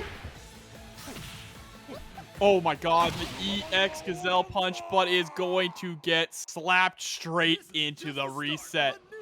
Yeah, it tried to go for the delayed EX Rekka. Definitely didn't mean to start a new Rekka string. Just wanted a very delayed version of the second hit of EX Rekka. That's truly unfortunate. But Yurikov says, you know, we take those. The ancient proverb. And we're taking that all the way to the reset here. Wow, and a full new set between the two. And everybody who bet on Shadow X and the channel points, you know, nervous here. I can tell. I can feel it. I'm getting a little nervous too, Proxy. I'm not gonna lie. Another set of KOF 15 tonight. This has been absolutely incredible. A classic. Round 1. Ready? Go! Okay. New set, new rules. Yeah, and new order also. Clark going to be in the middle this time. We've consistently seen him either on point or anchor. And so far, this is looking like the perfect possible pick here. K-Dash is absolutely obliterating Meitenkun. Hasn't really gotten a chance to interact here other than reversals. Yeah, but reversals aren't going to really get you anywhere if you can't follow up afterwards. But Yurikov finally doing just that. Able to bait out the DP too far away to get a full punish. Okay, air answer. There's a throw. Hold this for me for a second. All of a sudden, he climbs back into this. This is looking really, really doable. All of a sudden, tries to bet it all on the flash kick, though. It does not work out.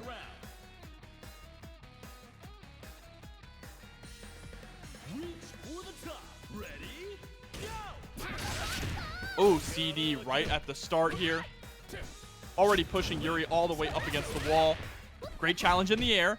That's something that you really need to be able to do, is you have to be able to shut down Yuri's air options, her air approach, her air fireballs. You can ground her, you can control her. That sounded like the plot of a sci-fi movie. I respect that. The chip, though. Shatter Strike comes through. No combo off of it, though. Really unfortunate, and Yuri is down. Up to Luong and Shadow X. Angry. It looks like it, honestly. Playing like it for sure. I mean, that's the type of momentum you can build up, though. It's been looking so strong in every single stage. Again, though, this has been in a lot of scenarios. Other than that last round where Meitenkun kind of just went absolutely nutty, this has been the best character so far tonight from Yurikov. Yeah, that is completely accurate, for sure. Luong has been doing a lot of the heavy lifting tonight, at least, and Meitenkun definitely a close second. But it is not going to be enough, and Shadow X is going to get a 1K-V. That's a little wordy, I think. OK-V. The easy finish, though. Only one character required. Dude, Shadow X just looking unbelievable here. And did we go order select? I would like to see order select.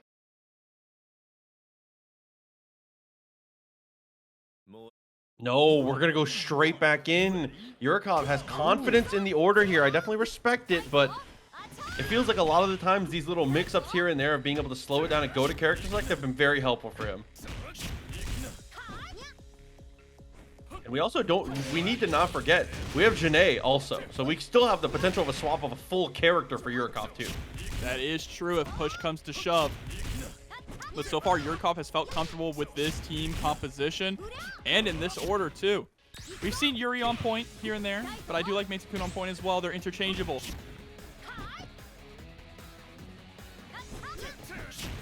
And Shadow X definitely being very cautious about trying to escape from the corner there. Yurikov is keeping a nice distance, able to counter back with a DP as well. There we go, shutting down K-Dash to start things off. And ABBA Games coming through with the raid. Thank you so much. Hope your stream went well. I appreciate it. Everybody coming through. You're just in time as we continue through the Grand Finals reset here. A little Clark Gaming action now. A great block. Doesn't get very much for it, though. Has a lot of meter. Expect quick max on the next C, like, execute. And there it is! All right. Oh, and there he is, able to get the low, along with Ango. Furious coming through with the sub. Thank you so much, and enjoy the emotes. Oh my god, there's the throw. Knockdown, wasn't able to spend the meter, though. Dashes up with the standing D. But Yurikov, okay, fights out of it. Is going to spend the super. Put that extra damage down. Aye, but Frankensteiner, what an answer.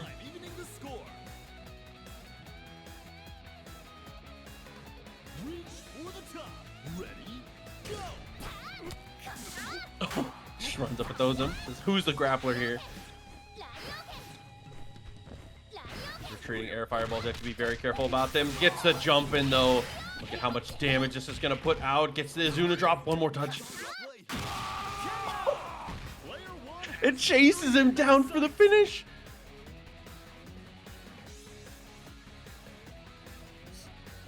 Now or never. Ready? Go! 3 bars. 3 bars here.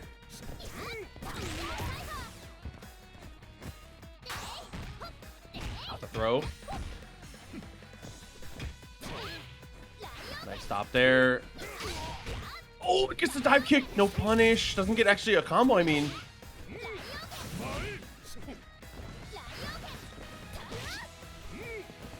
Connected again, but couldn't find anything to actually follow up. This air fireball continues to be a menace here to stop the approach from Shadow X. He's having trouble actually getting any offense started here. It's more just about these counter swings, but Yuri's buttons are good enough to kind of dominate that scenario. Yeah, absolutely. He has the meter, but really doesn't have an opportunity to spend it here. And in the meantime, Yurikov is just building up meter and wasting time that is going to make more of this damage stick. Oh, quick. We're going to go for it. You had to take your shot eventually. Oh, was able to score the low, but was already buffering straight into the CD. And it's just so difficult to approach. Iori does win this though, dude. If he does win this, I think he can do it. But the trade. All right, and it's gonna be 1-1 here in our grand finals reset.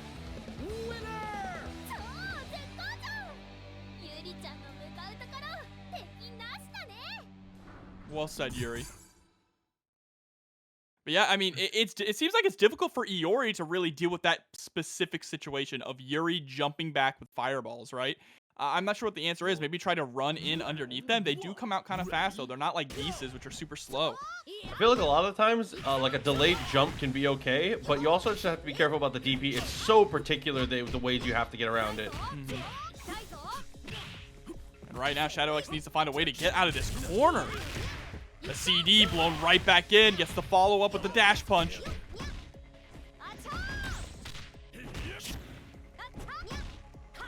Okay. CD still working out. Gets, dude, the flash kick. Yurikov is like, this is like a new evolved like defensive style that we have not seen very much from him. Like, he always plays defense well. It's one of his hallmarks as a player, but this is the lame stuff jobber. This is he's channeling his inner Justin Wong. This is absolutely Shin Yurikov right now, dude. And it's completely valid. This is in a world where fighting games are making you be more aggressive, this is kind of a lost art, right? Dude, the fireball game is something that we need. Yurikov said, everything changed when the rushdown attacked. But I believe Meitenkun could change the world. Oh, they both neutral jumping there. Trying to force each other to overextend. Forced to block the fireball, though, landing right into it.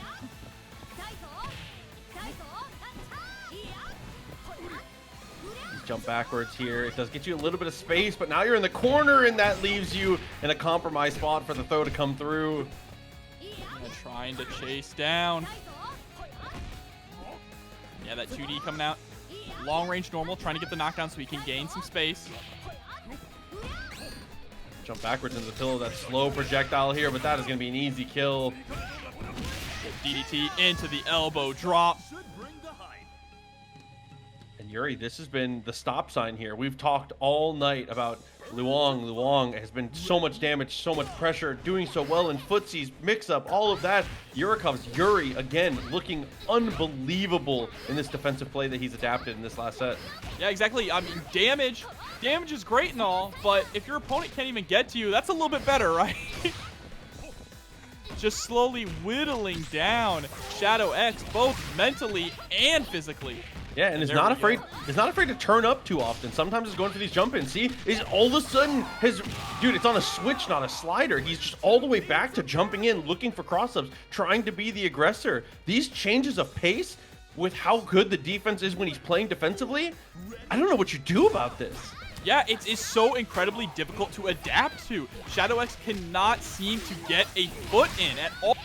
And look at this, Yuri's damage is explosive on its own too.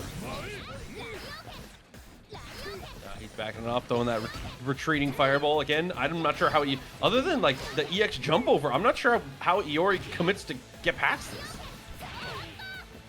There's the DP. Look at this, in the corner situation, able to escape. A 2C jumps right out, doesn't even get too aggressive with it. CD's gonna land. Shadow X needs to close this out as fast as possible to gain some life back, but isn't gonna get the opportunity. Yurikov is gonna go up 2-1 proxy. Dude, he even had the hit. And the level of defense that we're seeing from Yurikov is insane. Kizzy put out a really good video recently talking about how defense isn't just blocking. It's about escaping from situations, and that is what Yurikov is just consistently doing, getting out of these dangerous situations and putting Shadow X back into his rhythm. 100%. Defense is a combination of blocking and choices to get yourself back to neutral or better footing. All of those choices are all things that go into defense. It's so important to remember that for sure. Huge shout out to Kizzy. And shouts to Masscast also coming through with the Prime. Thank you very much for hanging out. Appreciate you all for sticking with us here as we get into what could be the final game of this. Yeah, quite possibly, unless Shadow X can figure out how to adapt to this heavy fireball playstyle that we're seeing from Yurikov.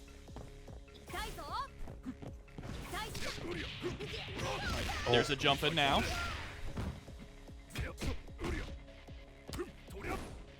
Oh, and he's able to get the run up, start the snowball rolling. Yurikov just jumps away. Mad casual. And now you're back into the corner with the rolling death cradle. Bro. Back to mid-screen. It's taking you on a tour of the whole stage here. Rolling death cradle, not quite enough. Yes! Oh my god, just enough. Just does it, and Shadow X gonna have full health left on Clark, going straight into Yuri. Oh my god. Yo, hold up, Proxy. We never count him out. Yurikov clearly has the advantage here, but this is Shadow X, man. Yeah, and that stiff C is going to be a really good job at just not only sticking out in neutral, but being a really solid anti-air. And they are just trading back and forth. I mean, Clark on point. Clark being the point character, trade all day. You see he keeps jumping forward. He's like, please, let's keep doing it. Yeah, he is absolutely ready and willing to do that if it means he can get rid of Yuri. Ooh, Deathlike Driver.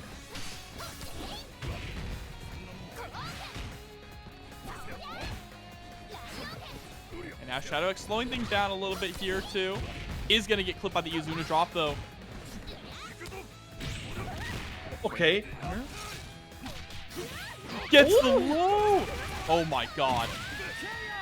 Dude, after all of this, after all the adaptations from Yurikov, throw all of it in the trash, crumple up the paper, throw it in the trash.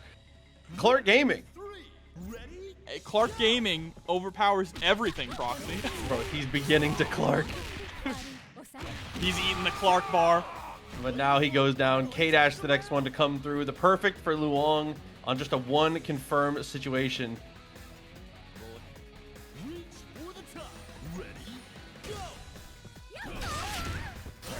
Start things off straight into EX slide. Shadow X in full control of the situation at the moment. But just as I say that, Yurikov shatters the expectations with the Shatter Strike here. Swapping sides as well, but then getting hit by a big DP. Oh, really good to not bite on that stagger. That was a tricky block string, but Shadow X finds the touch again. There we go. The micro walk, and Shadow X is taking us to a Shin Grand Finals final game. Dude, I mean, the only thing we got from that game is it doesn't matter how good Yurikov is playing, Clark could still just pop off. Like, yeah. It's unsurprisingly, it's all about what happens with Clark in this last game. And Clark is going to stay on point. He's going to be there. It's going to be Yuri versus Clark. And really, truly, I think this game gets decided by the point where I think this is it. I think it comes down to these two characters right now. I'm inclined to agree with you, Proxy. I think Clark has really been the linchpin in Shadow X's team, right? If he falls too early, it's over. Same with Yurikov. Yurikov has been running away with games against certain characters in certain matchups here, and Yuri has been the one to make it so difficult here. K-Dash is going to come into a matchup that he's been consistently losing in this set if he loses this. Absolutely, and the trades are already starting off really early. Shadow X just trying to find a way to hop in with that JA, but when you know that he's going to hop in with the same button every time, Yuri is able to play around it. seeing. There's that stiff right coming out.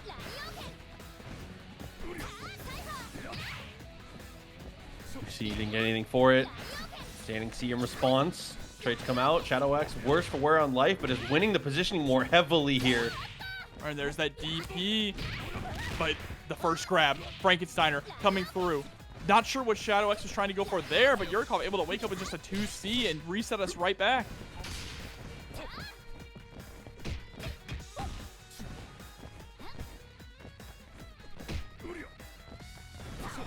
Fade backs here.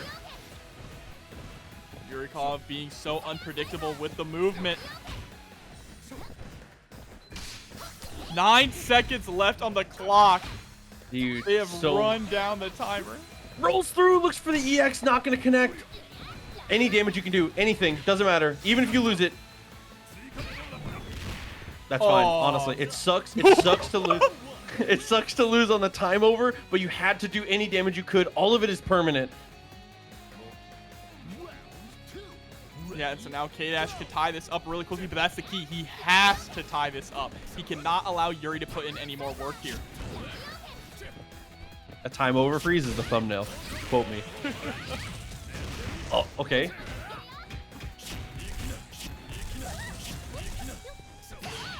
Oh, nice DP. All right, and that is exactly what Shadow X needed to do. Of course, Yurikov is going to be coming in with about 1 extra bar more than K-Dash, but that's okay. K-Dash can cook.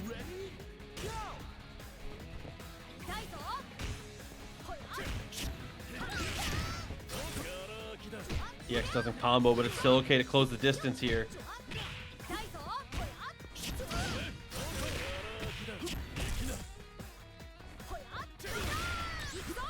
Knuckle foot out! Yeah, just what a hell of a counter poke DP. Counter poking with flash kick!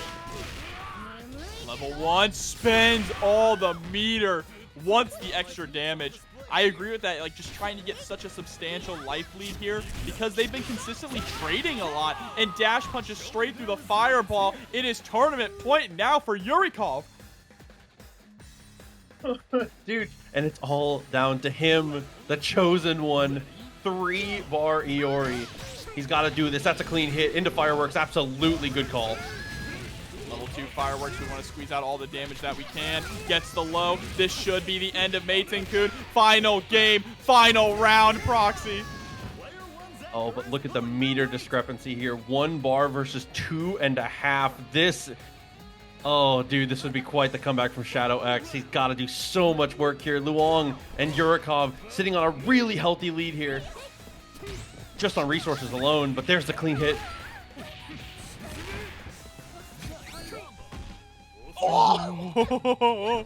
Trying to get the overhead there. Very cheeky, but Yurikov is ready for it. The patience here as well. Shadow X jumping in, harassing a little bit with some of these fireballs. This is big. Shadow X is going to be in the corner. Hard knockdown. Spends the precious meter defensively, but still isn't able to escape the corner. Is into the yellow now, too. It's getting really, really tough here. Trying to go for cross-up. Doesn't quite work out. Anti-air is good. It looks like he's messing up his short hops there and instead getting full jumps. There, lands it this time. Spends the meter. Not going to be enough. One guess for both players. Guard cancels backwards. Has to reset. Gets the hit. No super. And there it is. The close C punish. Shadow X takes it in the reset. Wow. Down to literally the final hit. Oh my God, dude.